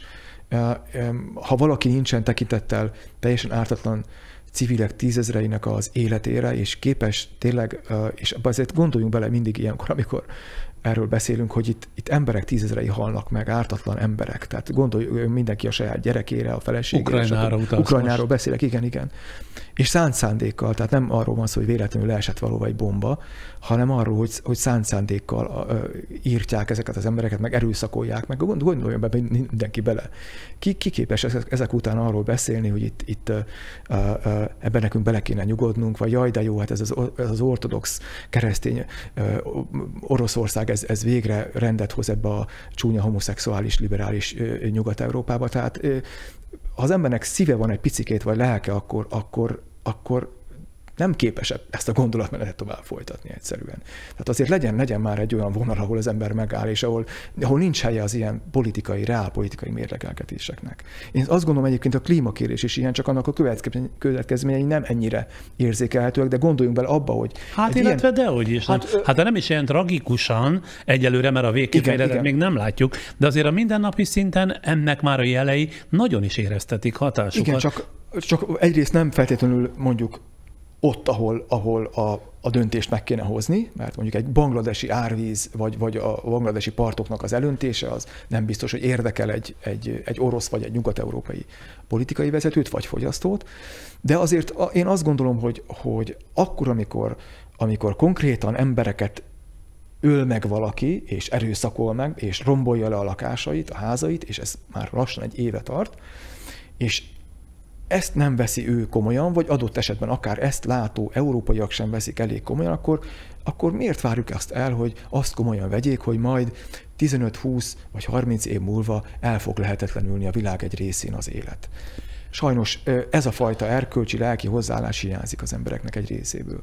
Én ezt a klímakérdést azért is szóba hoztam, mert az éhínség ennek egy szoros következménye. Aki éhezik, ugye az menekül, mert az éhhalál semmivel sem kevésbé fenyegető, mint a háború. Ha Putyin úgy számolt, hogy mondjuk az ukrán gabona és műtrágya export kiesése tovább növeli az éhínséget a világban, ezáltal az Európára is irányuló menekült áradat egyre fokozódik majd, akkor ismét csak, mondom én, a mélységes embertelenségéről tett tanúbizonyságot. Akár azt is mondhatná, hogy a félvilág ugye dögöljön meg, ha ez az ára az orosz birodalom visszaállításának és Európa destabilizálásának. És látjuk, hogy hiába oldotta föl például a gabonaszállítási tilalmat, bármikor ezt megint elrendelheti, már amíg ez hatalmában áll. Mindezzel csak azt akarom mondani, hogy semmit sem lehet a maga szűk környezetében értékelni. Mindennek hatása van a világ, meg az emberi civilizáció állapotára. Talán egy globalizált világban, ahol egyrészt nagyon sokan vagyunk a Földön már, és az egymásra utaltságunk az a technológiai innovációknak köszönhetően gyakorlatilag teljesen közvetlen, teljesen direkt módon nyilvánul meg. Tehát itt nem lehet egy háborút indítani Európa közepén úgy, hogy azt a világ másik felén valaki ne járjon pórul ezzel, ahogy most láthattuk is. Oroszországnak sem érdeke az, hogy egy utolsó, utonálló rabló vezérként tekintsen rá a világ, noha ez most már azt hiszem, hogy nehezen változtatható image nagyon sok ország részéről, de még azért nagyon sok olyan ország van, akik ezt nem így feltétlenül így látják. Tehát megvan számára is én értelmen a határ, ezek nem erkölcsi határok a részéről, hanem pragmatikus, teljes mértékben pragmatikus határok, de sajnos abban az esetben, amikor azt láthatjuk, hogy egyáltalán felmerülhetett ez egy ilyen háborúnak a most már tényleg lassan egy éve való folytatása, sok jóra szerintem nem szabad számítanunk, ennél elvontabb vagy elvontabbnak tűnő kérdésekben sem. A világhírű amerikai közgazdász Nouriel Roubini azt mondja, hogy nincs több vesztegetni való idő, határozott lépések nélkül ismét az az időszak következik be, amely elhozta az első világháborút, a spanyol náthát, a világgazdasági válságot, a hatalmas kereskedelmi és valutaháborúskodást, a hiperinflációt, a pénzügyi és adósságválságokat, és az olasz, a német, a japán és a spanyol militáns kormányok felemelkedését, Mussolinit, Hitlert, Hirohitót, illetve Frankót idézi. Mindez a második világégésben és a holokauszban csúcsosodott ki, tehát nagyjából ennek a folyamatnak lehet látni az elejét, a közepét és a végét. Na most Roubini azt mondja, hogy ha nem állítjuk meg ezt a lassan haladó rombolást, a múlt század 30-as, 40-es éveinek eseményei ismét lejátszódhatnak, csak most még a klímaváltozás okozta pusztítást is ehhez hozzá kell tenni. Te hogy látod ezt a komplex kérdéskört? Valóban errefelé megy a világ, vagy legalábbis nagyon sok jel ezt mutatja? Hát hadd emlékeztessek most az első interjúnkra, 2021 nyarán volt, azt hiszem, amikor igen, én erről beszéltem pont. Tehát, hogy, és akkor jöttek is a kritikák, hogy hát háború Európában ugyan már, hát ilyen nem történhet meg, legfeljebb kiberháború.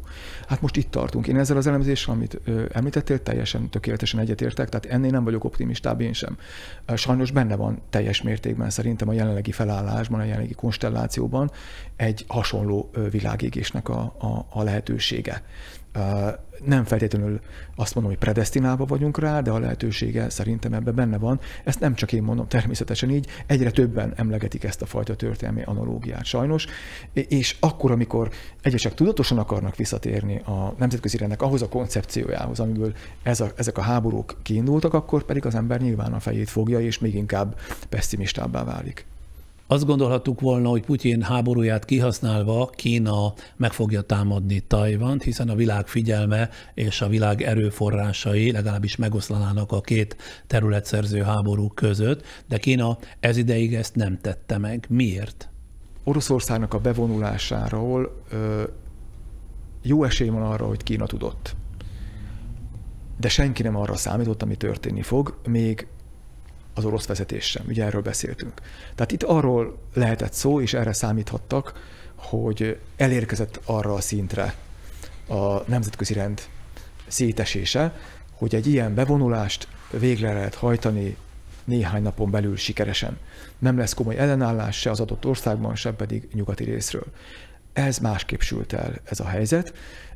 Kína pedig én azt gondolom, hogy maga is meglepődött azon, amin az oroszok is meglepődtek, hogy a nyugat milyen egységesen tudott fellépni ezzel szemben, és milyen korán sem formálisnak tekinthető szankciókat hozott, szemben a 2014-es krími konfliktus keretében hozott nyugati szankciókkal. Tehát itt van egy összehasonlítási alapunk, amely egyébként az orosz és a kínai vezetés számára is minden bizonnyal összehasonlítási alap volt, mégpedig a krími konfliktus. Amikor a nyugat igazából teszetosza volt, és hagyta, hogy kiénekeljék a sajtot Ukrajna és a nyugat szájából. Trump elnöksége erre még rátett, még tovább rombolta a nyugati egységet, egyébként teljesen tudatosan is, tehát felvállaltan is, És ebből arra következtetésre juthatott az orosz és a kínai vezetés is, hogy immár elérte a szakító szilárdságának azt a határát a nyugati szövetségesi rendszer, amikor egy ilyen konfliktust már nem tud lekezelni és nem tud elhárítani. Kína, én azt gondolom, hogy erre számíthatott, és ennek megfelelően állította fel a saját maga forgatókönyvét. Az a fajta nyugati egység és az Egyesült Államoknak az a fajta elköteleződése katonai értelemben is, ugye itt beszéltünk az Európába szállított fegyverekről, illetve katonákról is, az én azt gondolom, hogy mindenképpen elgondolkoztatta Kínát. És Márhogy a nyugat egysége. A nyugat egysége, és nem csak a politikai, hanem a katonai egysége is, és a konkrétan kézzelfogható értelemben végrehajtott katonai támogatás. Amivel kapcsolatban még azt sem jelenthetjük ki most pillanatilag egészen biztosan, hogy nem éri el a konfliktus azt a határát Ukrajnából, hogy esetleg konkrét katonai támogatásra ne kerüljen sor nyugati részről. Én nem merném ezt kijelenteni, hogy ezt kizárhatjuk. Tehát egy ilyen helyzetben Kínának akkor adódik lehetősége egy tájvani konfliktus kirobbantására, hogyha úgy érzi, hogy az Egyesült Államok belpolitikáját és szövetségesi viszonyrendszerét leterhelte már annyira most ez a jelenlegi konfliktus, hogy egy újabb érdekellentétet, amely egy Kínával szembeni szankciós vagy katonai politika kapcsán ki fog alakulni a nyugati szövetségesek és az USA között, az Egyesült Államok már nem mer fölvállalni. Xi Jinping kínai elnök a legutóbbi párkongresszuson ugyan leszögezte, Kína békés újraegyesítésére törekszik Tajvannal, de hozzátette, hogy nem adja fel, és azért ez hangsúlyosan volt jelen, a katonai lehetőséget a probléma megoldására. Kína augusztusban ugye Nancy Pelosi amerikai házelnök Taipei látogatását követően fokozta a katonai tevékenységét Tajvan környékén, és egy sor hadgyakorlatot hajtott végre a sziget közvetlen közelében.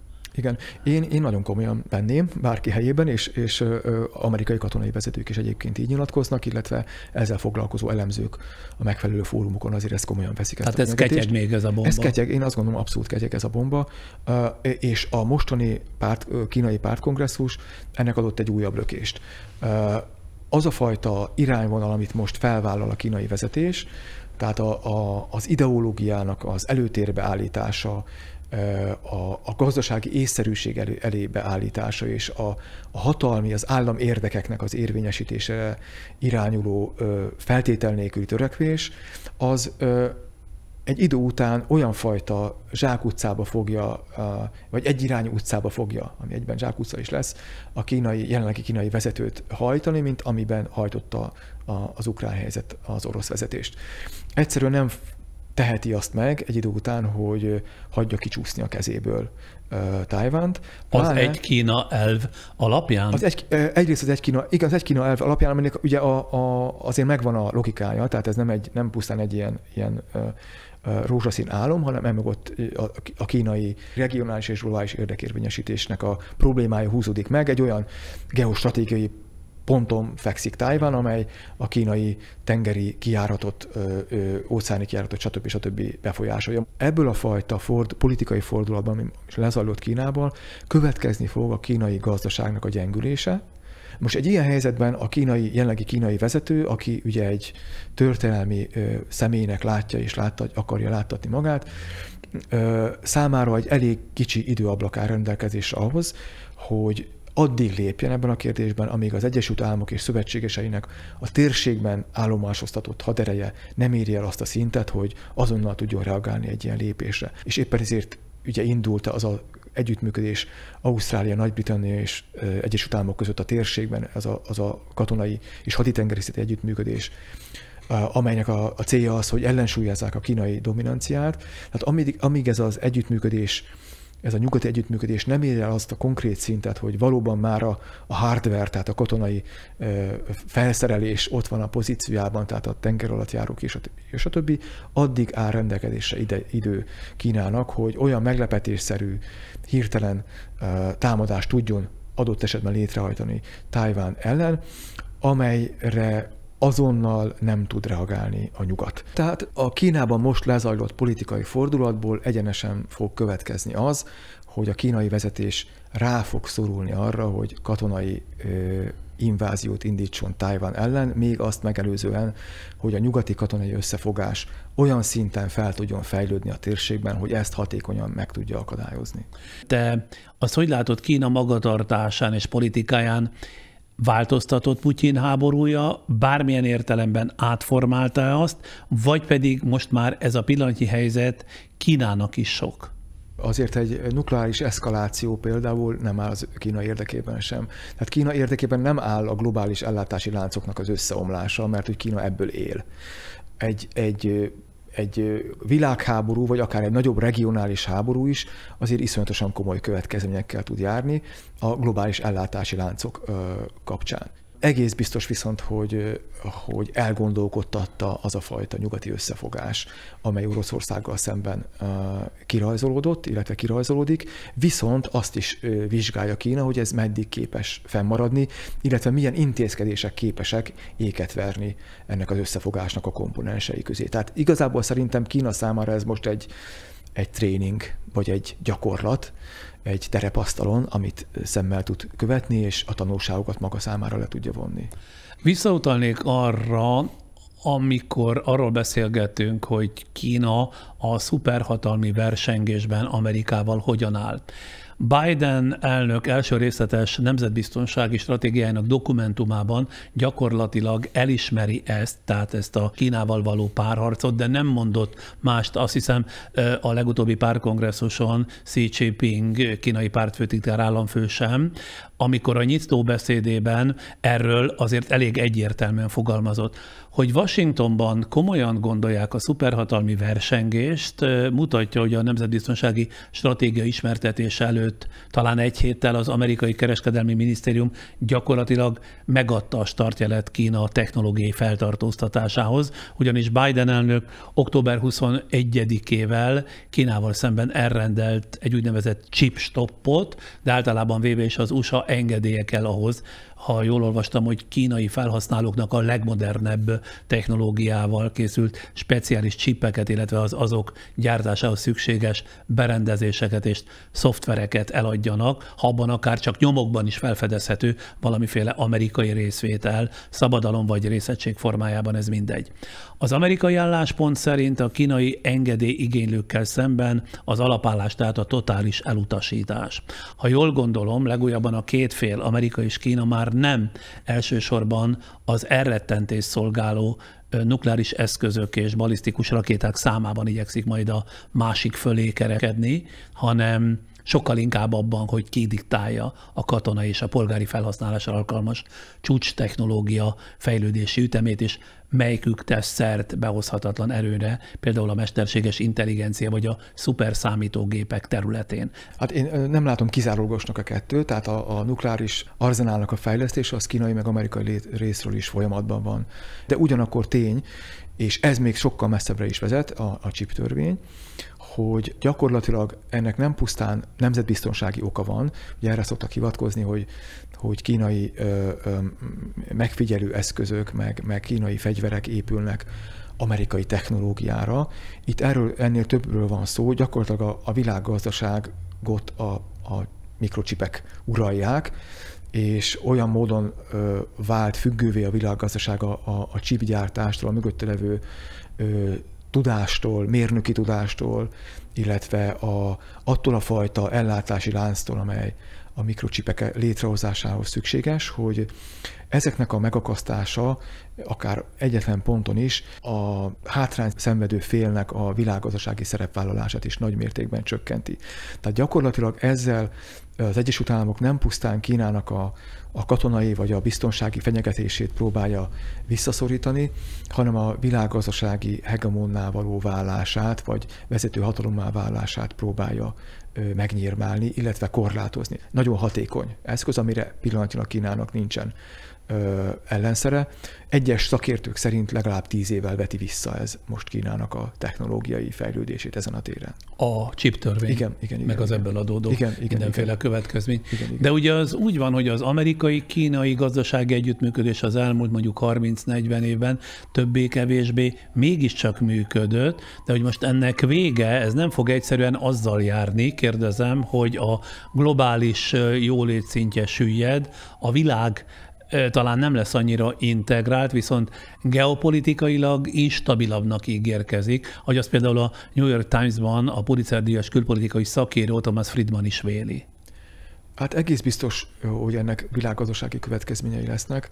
Ez azt gondolom, hogy kivéthetetlen. Sokáig egy olyan illúzió uralta az amerikai külpolitikai gondolkodást, ami egyébként még egészen Kissingerig visszavezethető, aki ennek a Kína felé irányuló amerikai nyitásnak az egyik ősatja volt, mely gondolkodás szerint majd a gazdasági kapcsolatok, a kereskedelmi kapcsolatoknak az elmélyítése fokozatosan egyfajta hozzáállásbeli és aztán ideológiai és rendszerbeli, politikai rendszerbeli változást is el fog érni Kínában. Hát most láthatjuk, hogy ez a fajta gondolkodás ez nem működött.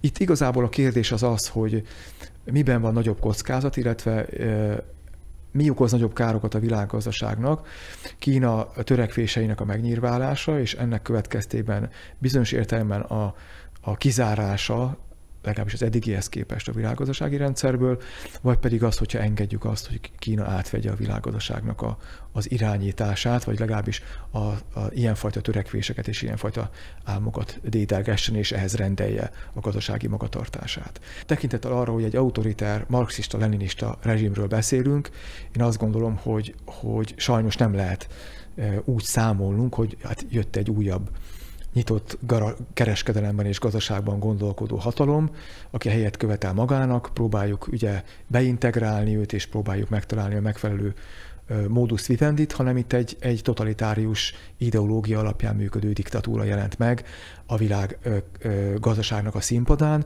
és ilyennel még nem állt szembe a világ. Vesztegessünk egy kis időt Észak-Koreára, mert bár hajlamosak vagyunk legyinteni erre az országra, és finoman szólva eszement vezetőire, de azért hordoz némi veszélyt és kockázatot magában ez az ország is, illetve az a kérdés, hogy mennyi veszélyt hordoz. Mindezt arra alapozva kérdezem tőled, hogy az utóbbi napokban Észak-Korea addig példátlan tempóban kezdett rakétákat lődözni a tengerbe, pár napja, egy nap alatt azt hiszem 25 rakétát, közte 7 rövid hatótávolságú ballisztikus rakétát és 6 föld-levegő rakétát indítottak, ami napi csúcsnak számít a rezsim részéről.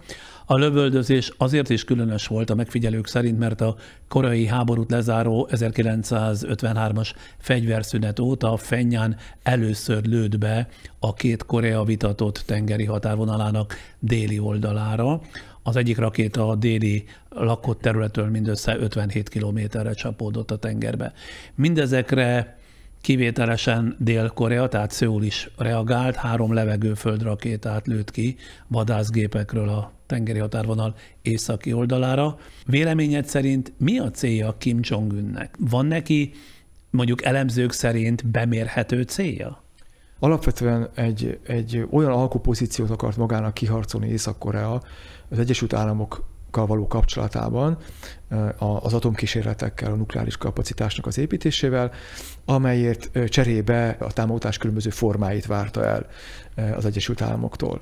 Gyakorlatilag ezzel az időszakkal Észak-Korea leszámolt, és most kirajzolódóban van egy nagyon szoros orosz-kínai észak-koreai szövetség.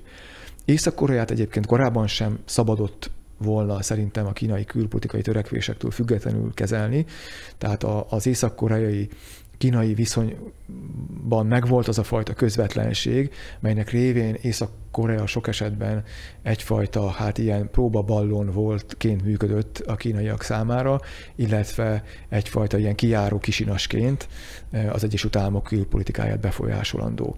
Most ez a fajta viszony, ez sokkal konkrétabbá és egyértelműbbé vált.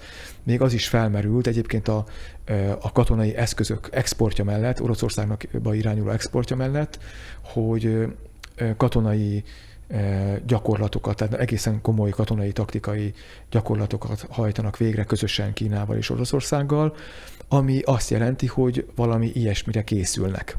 Nyilván másképpen miért nem szükséges ilyenfajta gyakorlatokat végezni.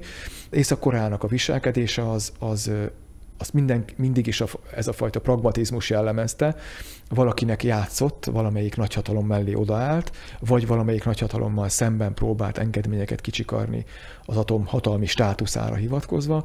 Most ebbe egy ilyen változás történt, és sokkal erősebben kirajzolódik egy kínai-orosz észak-koreai szövetség, mint ahogy eddig ez megfigyelhető volt, ami nem egy megnyugtató dolog, mert egy újabb, valamilyen szinten, de mégiscsak atomhatalomról beszélünk, még hogyha ez nem is a legveszélyesebb olyan értelemben, hogy nem sok töltete van, és nem sok azt célba juttatni képes fegyvere, de ezzel szemben viszont átláthatatlan módon működik. Tehát fogalmunk sincs arra, hogy ezek a fegyverek, ezek a technológiák, ezek kinek milyen módon jutnak el.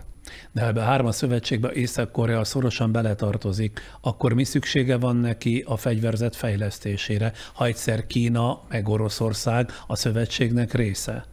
Hát mert ezáltal tud beletartozni ebbe a szövetségesi rendszerbe. Tehát ezért tartják akárkinek is, mert hogy vannak ilyen jellegű fegyverei, egyébként semmiben nem vennék. Most amellett, hogy Oroszország számára irtózatos mennyiségű tüzérségi eszköz és rakétát juttatott el. Tehát itt nem néhányról van szó, vagy nem néhány ezerről, hanem nagyon-nagyon nagy számú fegyverről.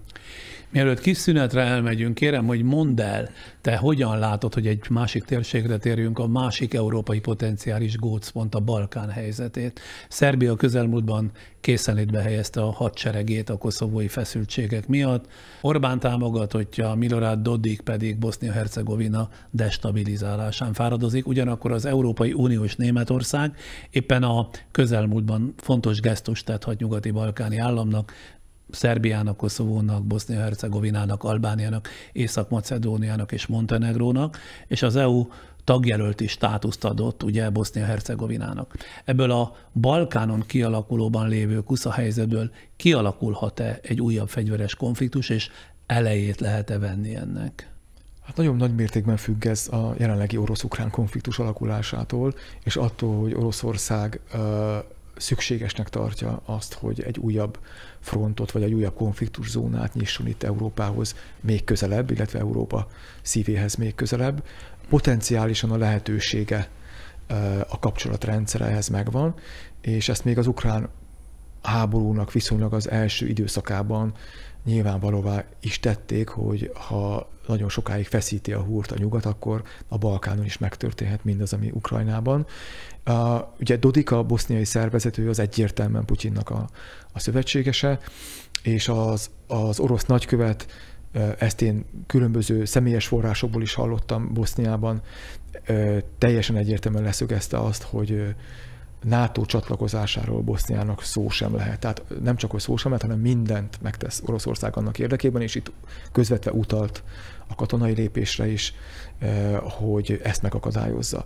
Na most, ha Ukrajna megkapja a NATO tagjelölti státuszt, vagy valamilyen módon elindul ez a folyamat, akkor nehéz lesz Boszniának számára megindokolni azt, hogy ő miért nem fogja ezt megkapni. Természetesen nem kizárható, de fokozhatja a hangulatot abban a térségben.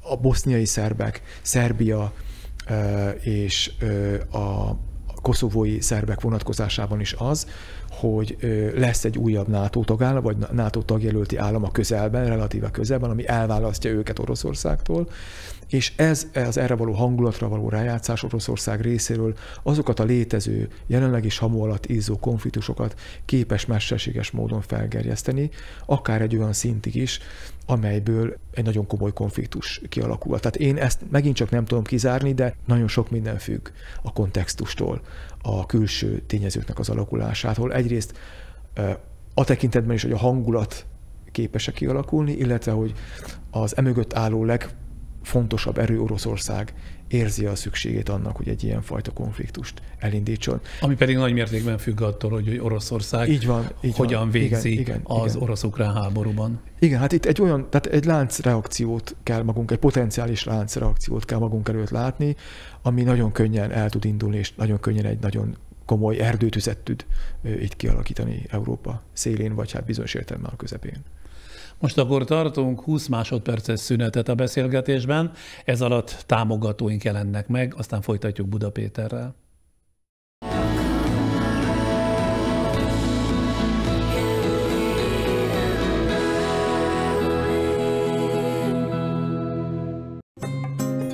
A világ szépségei felfedezésre várnak.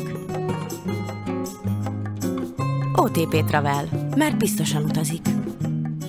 Folytatjuk Buda Péterrel, a nemzetközi kapcsolatok és hírszerzés szakértőjével. Pár napra kelt szárnyra az a hír, hogy az Egyesült Államok nukleáris fegyvereket küld Európába, több tucat high-tech, nagypontosságú, irányítható taktikai nukleáris fegyvert szállítanak a kontinensre, nyilván nem függetlenül az Ukrajnában dúló háborútól. De kérdezem tőled, hogy miért kell hirtelen Amerikának atombombákat hoznia Európába?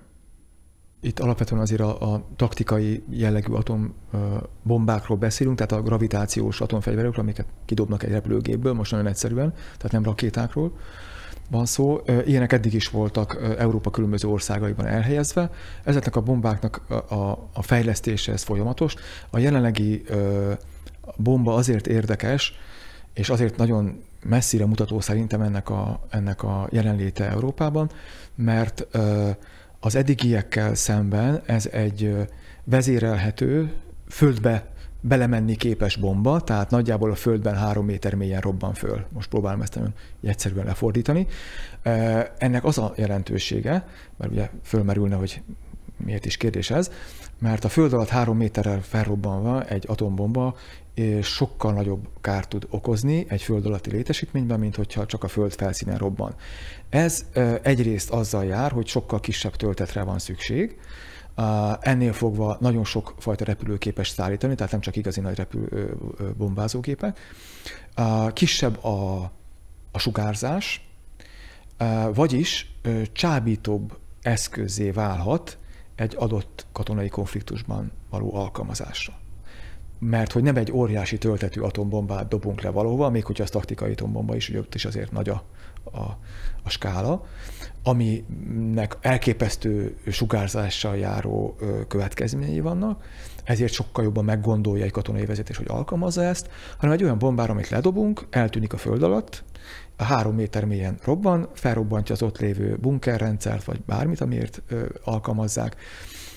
A felszínen természetesen pusztít, ez is. Ugyanúgy. Ugyanúgy, igen, de mivel kisebb a töltete jóval, ezért az ebből fakadó sugárzás, amit úgy azért igazán nagyon sokan félnek, és amit nagyon nehéz kontrollálni, tehát ugye bárhova fújhatja a szél, most nagyon egyszerűen, ez sokkal kisebb lesz. És hány darab ilyen atombombáról van szó, amit most hoztak? 100-as nagyságrend. Az amerikai hivatalos álláspont ezzel kapcsolatban az, hogy ennek a bombának az idehozatala meg a fejlesztése semmilyen kapcsolatban nincsen a jelenlegi ukrán konfliktusról, ez egy régen elhatározott dolog. Másfelől viszont ugye az információk arról szólnak, hogy ennek az idehozatalát Európába előre hozták decemberre, ami mindenképpen egyfajta jelzésnek tűnik, főleg abban a kontextusban, hogy közben az oroszok folyamatosan lebegtetik adott esetben akár egy nukleáris töltetnek az alkalmazását, illetve hát ugye az orosz reakciók, amelyek fogadták ezt az amerikai lépést, azok hát árulkodóak is, ugyanis ezek arról szólnak, hogy az oroszok is vették a lapot, és pontosan értik azt, hogy egy ilyen bomba készletnek az Európába szállítása, ez gyakorlatilag csökkenti a nukleáris küszöböt. Innentől fogva nagyobb az esélye annak, hogy egy nukleáris bomba bevetésére sor kerülhet, ami egyébként őszintén szóval következik az amerikai nukleáris doktrinából is, ami szándékosan próbál kétértelmű lenni, pontosan azért, hogy ne legyen kiszámítható, ezért senki ne akarjon újat húzni az Egyesült Államokkal, mert nem tudhatja azt, hogy milyen reakcióra lehet számítani. Ráadásul a NATO elvégezte az éves nukleáris gyakorlatát, de Oroszország is tartott nemrégiben egy nukleáris hadgyakorlatot, amely során, ha jól olvastam, azt gyakorolták, hogy milyen lenne, ha Oroszországot érné nukleáris csapás, és erre ellencsapással reagálnának. Valamit a színfalak mögött mégiscsak nincs kibontakozóban? Nem is ezekkel a probléma, hanem az, amire egyébként szakértők fölhívják a figyelmet, hogy az eddigiekben, tehát az elmúlt évtizedekben, a hidegháború éveiben is elég sok olyan nukleáris, majdnem nukleáris alkalmazásra sor kerülő esemény történt, amely tévedésből fakadt. Egy ilyen esemény a kubai rakétaválság, de volt nagyon sok olyan, amiről a közvélemény szélesebb körben nem tud. Tehát a két nukleáris hatalom között nagyon fontos a kommunikáció.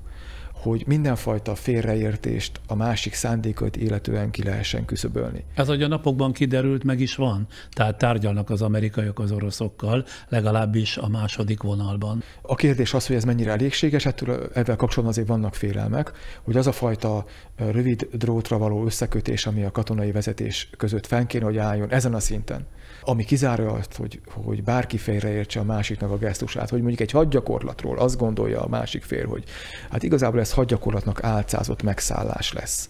Mert egyébként ezt megismeri a haditaktika, hogy elindítunk egy hadgyakorlatot, és elaltatjuk az ellenfelet, elindítunk egy másikat, egy harmadikat, egy negyediket, és az ötödikből meg lesz egy megszállás. Tehát erre van példa. Az orosz hadviselésnek nagyon komoly szerepét képez ugye a maszkirovka, az ilyenfajta megtévesztési műveletek, tehát ettől joggal fél az Egyesült Államok orosz vonatkozásban, de az oroszok is joggal félhetnek a nyugat vonatkozásában.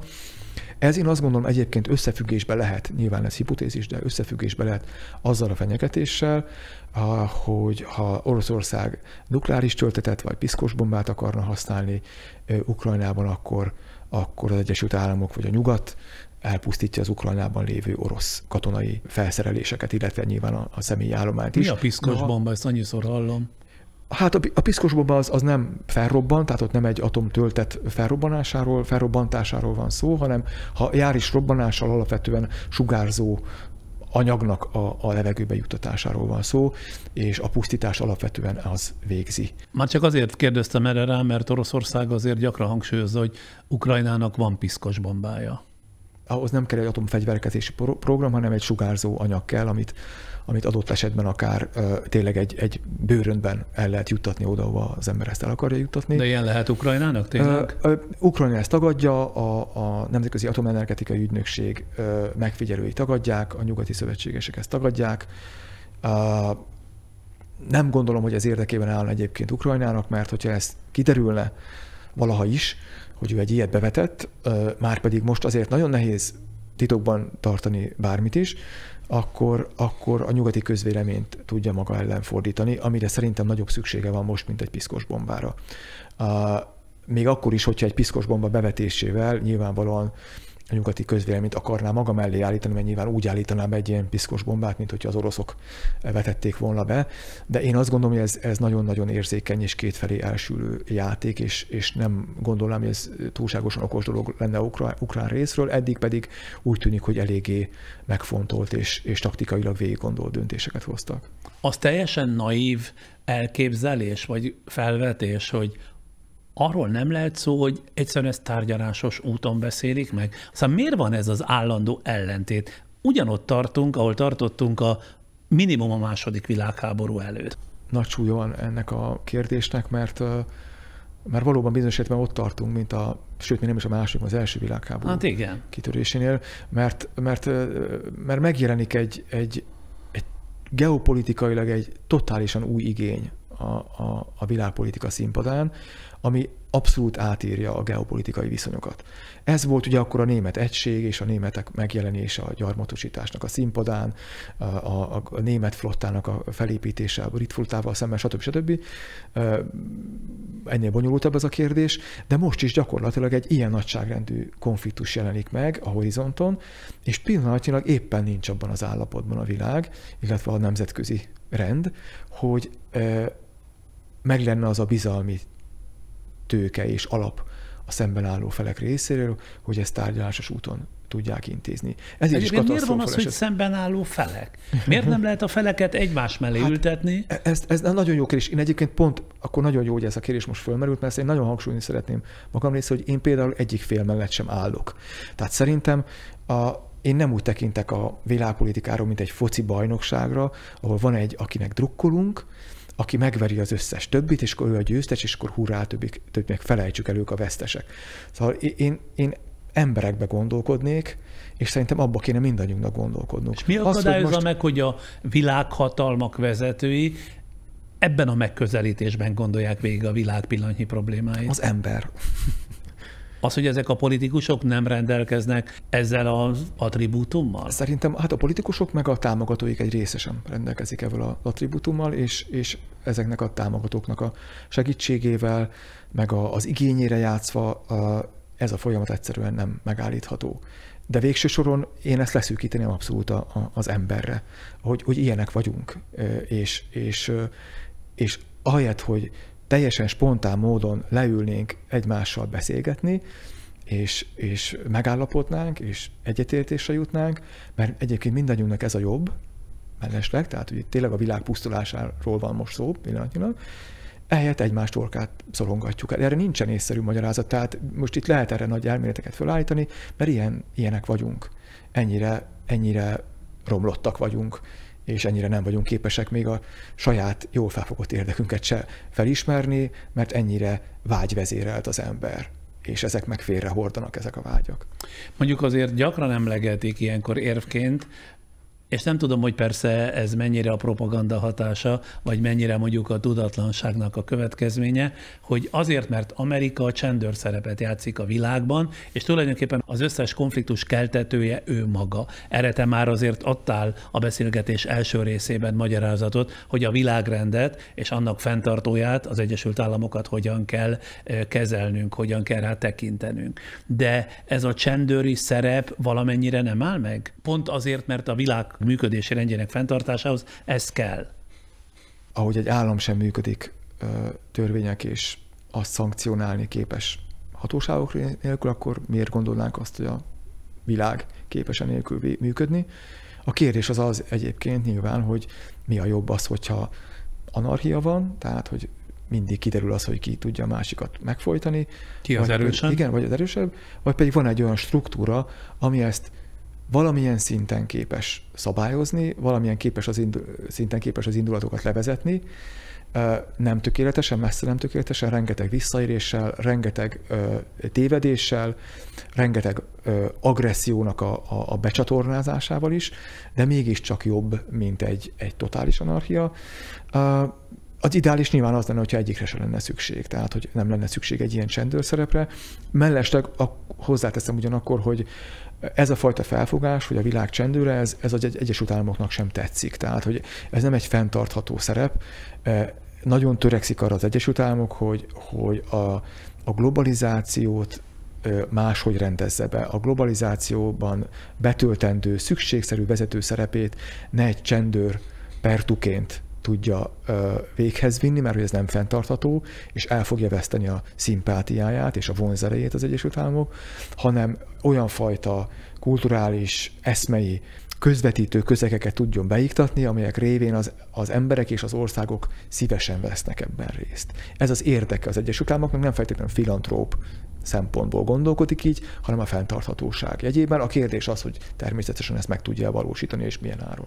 Na de az elmúlt év 3 geopolitikai fordulata, az amerikai kivonulás egyrészt Afganisztánból, aztán az orosz-ukrán háború és Kína éleződő konfliktusa ugye Tajvánnal, mennyiben kedvezett és mennyiben ártott Amerika eme pozíciójának?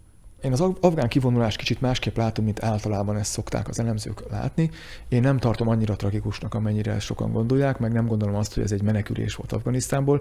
Ennek a kivitelezése természetesen problémás volt, de azt gondolom, hogy emögött volt egy alkú az amerikai titkosszolgálati vezetés és a tálibok között. Nem véletlenül járt azt megelőzően a központi hírszerző ügynökségnek a vezetője, és találkozott a tálib vezetéssel. Amerikának igazából komolyabb problémái vannak annál, hogy egy egyébként globális hódításra nem törekvő tálib rezsimet igazgasson a Tora Bora Barrag rendszer környékén, valahol a pakisztáni-afgán határon. A tálib rendszer nem globális kalifátust akar létrehozni szemben az Al-Qaidával, meg az iszlám állammal, hanem Afganisztánt akarja úgy, ahogy igazgatni. Az Egyesült Államok rájött, hogy ebből ő úgyse fog tudni egy demokráciát csinálni, rábízta a helyiekre, oldják meg, ahogy tudják, mivel viszont az Al-Qaida és az iszlám állam ugyanúgy az ellenséget a táliboknak, mint az Egyesült Államoknak, ezért kifizetődő is egy olyan megállapodás a tálibokkal, hogy mi itt hagyunk benneteket békén, még fegyvereket is hagyunk itt nektek, helikoptereket, stb. Viszont végezzétek a dolgotokat az Al-Qaidával és az iszlám állammal szemben, és hagyjátok nekünk is azt, hogy például az Al-Qaida vezetőjét a saját erkélyéről lelőjük egy drónról, ahogy ez történt néhány hónappal ezelőtt.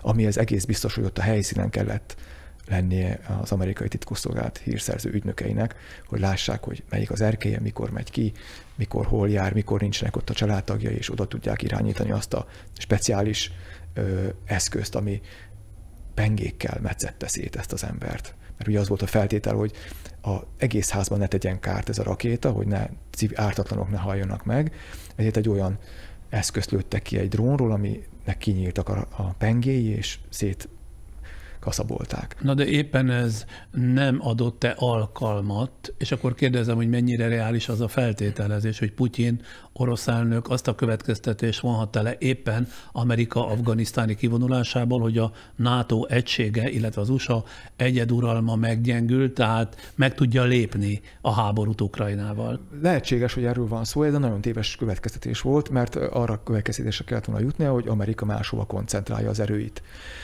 és jobban kell tőle tartani. És nyilvánvalóan nem egy MB6-ba fog elmenni az MB5-ből, hanem visszamegy az MB1-be, és oda viszi a katonai erőit, és arra fog koncentrálni. Te nem látod úgy, hogy Amerika valóban több sebből vérzik, hiszen külpolitikai értelemben valamennyire mégiscsak hanyatlásban van, belpolitikailag pedig hát látjuk extrém polarizáltság jellemzi az országot, ami nem csak társadalmi és politikai szinten tapasztalható, hanem az elit és a média frontján is. Mindenképpen vannak jelei annak, nagyon komoly jelei annak, hogy válságban van a nemzetközi rend, és válságban van maga Amerika is. Polarizálódik, és nincs meg az a szintézisnek az ereje, ami képes egy nagyon sokrétű, nagyon sokszínű társadalmat összekötni. Egy globalizálódó világra is pont ez a fajta ellentét jellemző, meg az, hogy az emberek szembesülve a sokszínűséggel és a társadalom sokrétűségével, a sokfajta értékkel, a sokféle típusú értékkel kezdik a kis maguk biztonságos bezárt köreit keresni, és ezáltal kezd polarizálódni és szétesni egy adott társadalom. Ez globális értelemben is. Tehát ez a fajta nagyon érdekes, ellentétes ellenhatás megnyilvánul, hogy egyfelől egységesedik a világ, és pont azáltal, hogy közelebb kerülünk egymáshoz, el is riadunk egymástól. Tehát ez a fajta nagyon érdekes dinamika működik. Ez Amerikában abszolút jelen van. Ha valaki jár ott az elmúlt években, akkor megfigyelheti azt, hogy az előző, 10 évhez képest mennyit változott, és romlott ilyen szempontból a helyzet. Úgyhogy ez szerintem nagyon, nagyon vészjósló nemzetközi és amerikai belpolitikai szinten is, csak nagyon téves dolog ebből arra következtetni, hogy ez már meg is történt. Tehát, hogy ez már le is zajlott. Jó, ezt értem, na de a kérdés az mégis csak az, hogy lesz-e annyi reziliencia, tehát rugalmas ellenálló képesség az amerikai rendszernek, hogy ez a polarizáltság nem taszítja el külpolitikai csapdába az Egyesült Államokat? Hát ez most szerintem az egyik legfontosabb kérdés, ami a globális politikát illeti. Én korán sem vagyok benne abban biztos, hogy végül ebből jól fogunk kijönni. Most én azt gondolom rövid és középtávon, hogy jóval erősebb még annál a nyugati társadalmaknak az ellenálló képessége és az immunrendszere, illetve a kreativitása, hogy ez a mostani folyamat ez egy teljesen egyenletesen süllyedő vagy zuhanásszerű folyamat legyen. Ebből én még el tudok képzelni föltámadásokat, hogy ez hosszú távon működni fog-e, abban már nem vagyok korán sem olyan biztos. Na de ugye ez az amerikai polarizáció még párosul az intézményi és gazdasági belső válsággal is. Az USA szövetségi intézményeiben nagyon fontos az amerikai választópolgárok hite és bizalma, viszont mivel az elmúlt években ezek a szövetségi szervek, így a legfelsőbb bíróság, a CIA, az FBI egyre inkább átpolitizálódott, nem kismértékben például Donald Trump elnökségének köszönhetően, így ezekbe az intézményekbe vetett hit csökken a választópolgárokban, akik úgy látják, hogy az aktuál politika belemászik a mindennapjaikba, és ez a megosztottságot, meg a bizalmatlanságot csak tovább növeli körükben, nem? Egyre inkább megkérdőjeleződik az, hogy az állam, illetve egyáltalán az a demokratikus berendezkedés, amely időnként más-más pártokat juttat hatalomra, adott esetben akár az enyémmel ellentétes értékrendet valló pártokat, ez mennyire fogadható el. Tehát az alkotmánynak a keretei kérdőjeleződnek meg magyarul, és ez ez tényleg egy végzetes lejtőre lökheti az Egyesült Államokat is.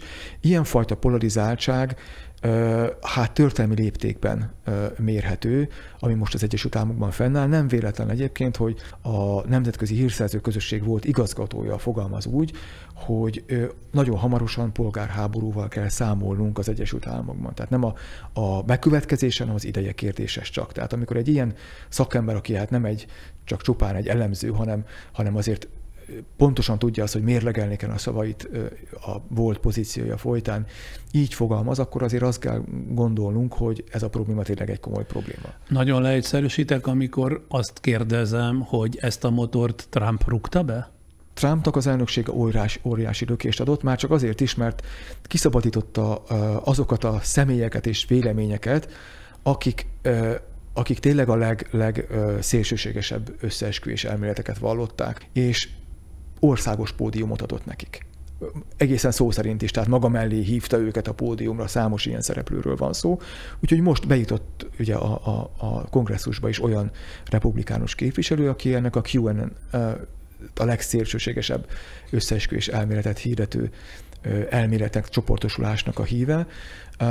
Ez a fajta lökés, amit Trumpnak az elnökség eredményezett az amerikai belpolitikában, szerintem én azt gondolom, hogy jóvá tehetetlen károkat okozott. Gyakorlatilag fele-fele arányban meg van osztva az ország. Ami tragikus, a világ vezető hatalmáról beszélünk, és ez nagyon elgondolkoztatja az egykori vagy jelenlegi szövetségeseket is a tekintetben, hogy mi lesz az Egyesült Államokból. Mennyire lehet arra számítani, akár a következő választások után is, hogy nem egy Trumphoz hasonló, vagy azt még meghaladó mértékű abnormalitás fog hatalomra kerülni az országban. Sajnos eltűntek azok az idők az Egyesült Államokból, amikor volt bármilyen fajta átjárás a kongresszusnak a republikánus és a demokrata tagjai között, illetve szinte teljes mértékben eltűntek ezek az idők.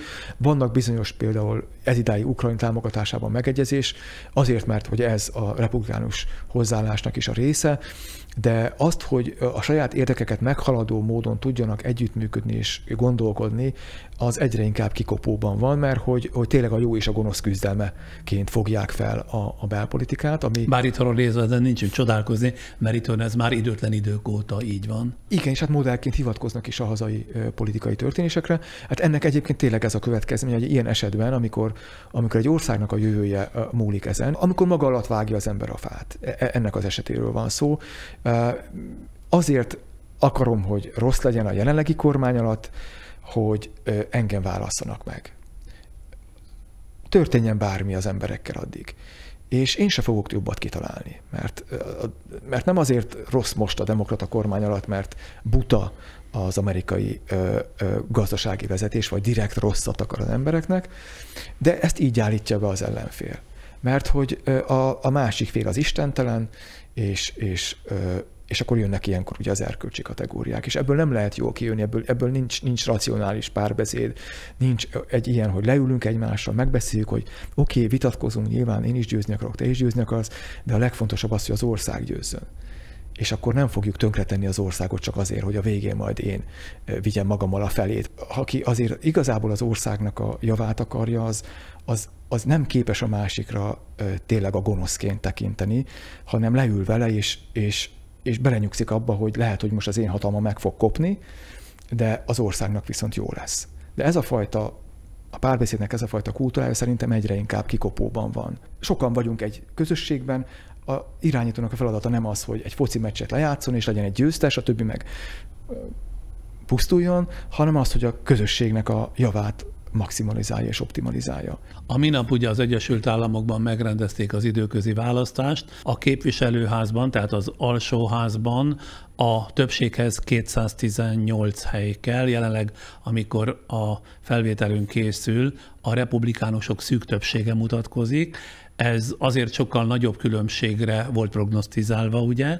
A szenátusban, tehát a felsőházban pedig a republikánusok a demokratáknál egyel több, 49 széket szereztek meg eddig, azonban a többséghez nekik, mármint hogy a republikánusoknak 51 székre lenne szükségük, a demokratáknak elég 50, mert a székegyenlőség esetén az alelnök szavazata döntő, az alelnök viszont, mint tudjuk, demokrata. Feltéve tehát, hogy a szenátus marad a demokratáknál, de ez esetben sem lesz könnyű dolga Biden elnöknek. Mire korlátozódik ilyen helyzetben az elnök jogköre? Egyáltalán meddig tud elmenni? Külpolitikában bizonyos értelemben kicsit nagyobb mozgástere lesz az elnöknek, mint a belpolitikában. A belpolitikában, költségvetési ügyekben például gyakorlatilag azonnal el tudják kezdeni a jelenlegi kormány, illetve elnöki adminisztráció intézkedéseinek a visszaszorítását, akkor az adósságplafon megemelésének, amiről most ugye szó van, mert különben csődbe megy az amerikai állam, ennek a megemelését próbálják például a republikánusok megakadályozni, cserébe azért, hogy különböző számukra kedves intézkedéseket léptessen életbe a jelenlegi. Ez csak zsarolási eszköz? Igen, így van. Ez gyakorlatilag nagyon hamar, most januártól elkezdődhet, és aztán az év során folytatódhat. Különböző vizsgálóbizottságokat fognak felállítani, akár az impeachment sem elképzelhetetlen, ami nyilván nem impeachment Biden ellen? Biden ellen, igen, vagy valamelyik. Milyen alapon? Bármilyen alapon, különböző intézkedéseik törvényességének a vizsgálatát, adott esetben visszaélés, korrupcióra utaló bármilyen fajta adatnak a felhánytorgatása. Erre esély igazából, hogy ez sikeres lesz, nincsen, mert ugye ez meg kéne az a fajta szenátusi többségnek is lenni, ami nyilván nem lesz meg republikánus részről. Viszont az elnöki tevékenységet, az elnöki hatalom legitimációját azt nagymértékben tudja ez is tovább sorvasztani, illetve a belpolitikai polarizáltságot tudja erősíteni. Kevin McCarthy, aki republikánus győzelem esetén a képviselő az elnöke lesz, már is kilátásba helyezte, hogy visszafogják Ukrajna támogatását. Az is igaz, hogy ebben nem értenek egyet vele szenátusbeli pártársai sem. De ha Amerika technikailag és anyagilag visszafogottabban fogja támogatni Ukrajnát, az Ukrajna háborús vesztét nem fogja okozni? Hát attól függ, hogy mennyire fogják vissza, de adott esetben adott fordulón ez is bekövetkezhet. Amerikai támogatás nélkül, és most nem csak a katonai támogatásra gondolunk, hanem a politikai, diplomáciai támogatásra, amely egyben tartja ezt a szövetségesi rendszert Ukrajna mögött, illetve a hírszerzési támogatásra, enélkül Ukrajna nem jutott volna el idáig sem, és nem is képes fenntartani, nem lenne képes fenntartani ezt a ellenállást az orosz nyomással szemben. Viszont amennyiben a képviselőházban a republikánusok csak csekély többséget fognak szerezni, megnövekedik a súlya azoknak a szélsőséges figuráknak, akik közé például az említett McCarthy is tartozik, és akik nem feltétlenül értenek egyet Ukrajnának a támogatásával, és akik még emellett számtalan egyéb elég bizarr összeesküvés elméletet is képviselnek. És arról mit gondolsz, vissza tud jönni Trump? Ugyanis Biden a jelenlegi elnök, aki azt hiszem 3 nap múlva lesz 80 éves, ugyan talányosan, de mintha előrevetítette volna 2024-re az indulását ugyancsak az elnöki székért. Az is igaz, hogy a demokratáknál várhatóan sok önjelölt elnök jelölt lesz, viszont a másik oldalon a republikánusoknál az egyik majdnem biztos induló 2024-ben az elnöki székért Trump lehet. A másik mostani időközi választáson azonban tovább erősödött egy bizonyos Ron DeSantis, Florida igen sikeres kormányzója, akinek azt hiszem a Covid járványkezelésben mutatott magatartását nagyon pozitívan ítélte meg a közvélemény, de a gender kérdésben határozott beleállásával, illetve még számos üggyel kapcsolatban is igen jó pontokat szerzett, tehát maga mellé állította a közvélemény egy jelentős részét. Ráadásul ez a bizonyos DeSantis a függetlenek számára is sokkal elfogadhatóbb jelölt, mint Trump, legalábbis a pillanatnyi közvélemény kutatások szerint. Szerinted Trump, vagy inkább úgy mondom, a trumpizmus visszatérhet Amerikába? Szerintem nagy eséllyel igen. És pont egy olyan személy válhat ennek a hordozó anyagává, mint az említett Ron DeSantis, aki sokkal elfogadhatóbb verzió a nem feltétlenül elkötelezett trumpisták számára is. Bár arra, hogy az Economistban vagy valahol ott tették közé, hogy tulajdonképpen azt mondják, DeSantis pont olyan, mint Trump, csak aggyal. Ez nekem tetszik ez a megfogalmazás. Igen, és pont ezért veszélyesebb is, és pont ezért van arra is nagyobb esély, hogyha visszatér, akkor nem bukik meg az első ciklusa után. Ugyanakkor viszont a trumpizmust képviseli, és a trumpistákra támaszkodva tud hatalomba kerülni, vagyis a trumpisták fogják meghatározni a politikai irányvonalát is. Tehát én igazából nagy veszélynek ezt látom, hogy Trump személyesen vissza fog-e kerülni, az nyilván az életkorától is függ, mert azért 2 év az még 2 év, és ő sem nagyon fiatal már. Függhet esetleg az ellene irányuló pereknek az állásától is, hogy ez milyen helyzet elé állítja az ő népszerűségi indexét, már még akár képes is lehet valamilyen szinten befolyásolni, illetve hát függhet attól a fajta csetepatétól, ami a republikánus táboron belül zajlik az utódlásért. Felmerült az is egyébként, hogy DeSantis visszalép, állítólag Trumpnak vannak ránézve terhelő információi, tehát hogy ezt előre látni nem nagyon lehet. Trumpnak a győzelmét se látta szinte senki sem előre egyébként, úgyhogy hogy milyen fordulatokat hoz ez a verseny, ezt így személy szerintem látni nem lehet. Ami nagyon nem biztató, és sőt nagyon aggasztó, az az, hogy az amerikai választóknak nagyjából a fele, az trumpista. Tehát képes, még hogyha nem is elkötelezett trumpista, de képes ilyenfajta figurákra szavazni. És szerintem ez nagyon-nagyon elgondolkoztató és nagyon aggasztó. Na de nem gondolod, hogyha egy potenciálisan erősebb elnökjelöltet indítana a demokrata párt? Mert Biden minden tiszteletem mellett mégiscsak 80 éves. Látjuk élettanilag ez a folyamat nála milyen reakciókat vált ki. Szóval ha nem tudom elképzelni, egy ekkora nagy pártban, pláne egy ekkora nagy országban, amelynek a fele mondjuk demokrata, vagy ha nem a fele, de akkor is nagyon sok millióan demokraták, ne találjanak egy olyan jelöltet, aki ezekkel a republikánus kihívásokkal, republikánus elnökjelöltekkel ne bírna el. Azt látnám logikusnak, hogy felépítenek egy fiatalabb, mindenképpen energikusabb valakit, azért, hogy egy esetleg pont a Trump helyébe lépő fiatalabb és energikusabb kihívóval szembe tudjon méltóképpen állni. Ez szerintem egyébként, tehát a mostani helyzet nem csak a republikánus pártnak a katasztrófájáról tanúskodik, hanem a demokratáiról is, tehát azért ezt mindenképpen szögezzük le, tehát szó nincsen arról, hogy itt a másik oldalon milyen szépen és tökéletesen politizáló figurákról lenne szó. Szerintem egyszerűen tényleg ez is az emberi társadalmaknak a romlásáról tanúskodik, hogy politizálni azért egyre kevésbé mennek el olyan emberek, akik intellektuálisan is és morálisan is egy olyan szinten vannak, hogy erre alkalmasak lennének. Nem. Hát mert idáig silányodott a politika. Igen, pontosan ez így van. Tehát egyfajta kontraszelekció, egy spontán kontraszelekció beindul.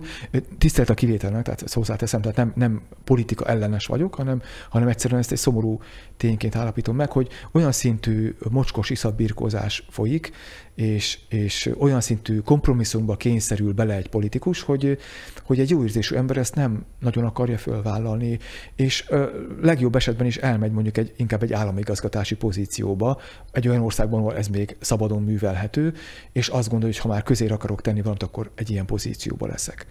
Ami nagyon nagy baj, mert hogy a politika, mint a közzel való foglalkozás, az egy nagyon-nagyon komoly felelősséggel járó munka lenne, amihez nagyon-nagyon magas erkölcsi és intellektuális színvonalú emberek lennének, de úgy tűnik, hogy egyre inkább távol tartják magukat ezek az emberek a politika szakmájától, sajnos.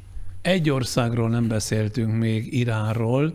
Irán ugyancsak beavatkozott a hírek szerint az orosz-ukrán háborúba, és bár elismerte, hogy szállított drónokat Oroszországnak, de azt állítja, hogy még a háború kitörése előtt történt mindez. Ukrán és nyugati források szerint Oroszország iráni drónokat használhatott ukrán erőművek és más polgári infrastruktúra megtámadására, de 2 iráni diplomata azért elismerte a Reutersnek, hogy Irán ígéretet tett arra, hogy drónok mellett föld-föld rakétákat is szállítanak Oroszországnak. Ugyanakkor, hogy cserébe a harci eszközökért vagy sem, Irán meg segítséget kér Oroszországtól további nukleáris anyagok beszerzéséhez és a nukleáris üzemanyag gyártásához. Az üzemanyag segíthetne ugye Irán atomreaktorainak működtetésében, és potenciálisan tovább rövidíthetné Irán úgynevezett kitörési idejét az atomfegyver létrehozásához. Miközben az oroszok kifelé legalábbis mindig azt mondják, hogy ők ellenzik Irán atomfegyverhez juttatását vagy jutását. Kusza ez a politika nagyon. Kína, Irán és Oroszország között egy ilyen 3-as szövetség is kezd kibontakozni. Ezt a fajta fegyverexportot nyilván ennek a kontextusában kell értelmezni. Irán számára ugyanúgy érdek az, hogy ebből a konfliktusból ne Amerika jöjjön ki jól. Tehát számára egy orosz vereség az Amerika erősödését jelenteni, és azt jelenteni, hogy Amerika a Közel-Keleten is sokkal inkább érdekérvényesítő hatalommá tudná válni, hiszen azok a felek, amelyek nem érdekeltek a jelenlegi ukrán-orosz konfliktusban, látva egy győztesként kikerülő Nyugatot és Amerikát, nyilvánvaló, hogy oda fognak sodródni a győztes mellé. Ez befolyásolhatja a közel-keleti erőviszonyokat is. Tehát Iránnak abszolút nem érdeke az, hogy ebből egy egyértelmű nyugati győzelem jöjjön ki ebből a háborúból. Hát lassan a beszélgetés végére értünk, jó hosszan tartott. Mely térség maradt ki? Afrika biztos? Igen, és Antarktisz. Antarktisz? Mert lenne mondani van az Antarktiszról is? Hát a klímaváltozás szempontjából egy fontos térség. De Afrika is, mert hát Kína jelenléte, meg az Európai Unió rástartolása, szóval lesz mit megbeszéljük a következő alkalommal is. Köszönöm szépen Buda Péternek ezt a tartós jelenlétet. Én is köszönöm. És aki úgy érzi, hogy tanult ebből a podcastből, de legalábbis értékeli az ilyen alapos és terjedelmes beszélgetést, mint amit most láttak és hallottak, a YouTube-on a képernyő alatt jobbra található köszönet gomb megnyomásával kifejezheti támogatását. OTP Travel, mert biztosan utazik.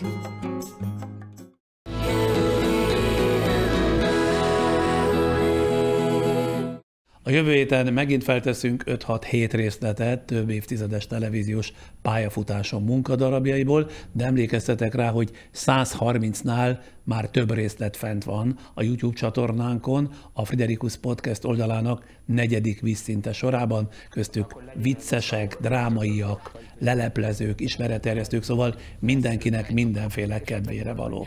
Találkozunk jelen időben mához 2 hétre, csütörtök este 8-kor.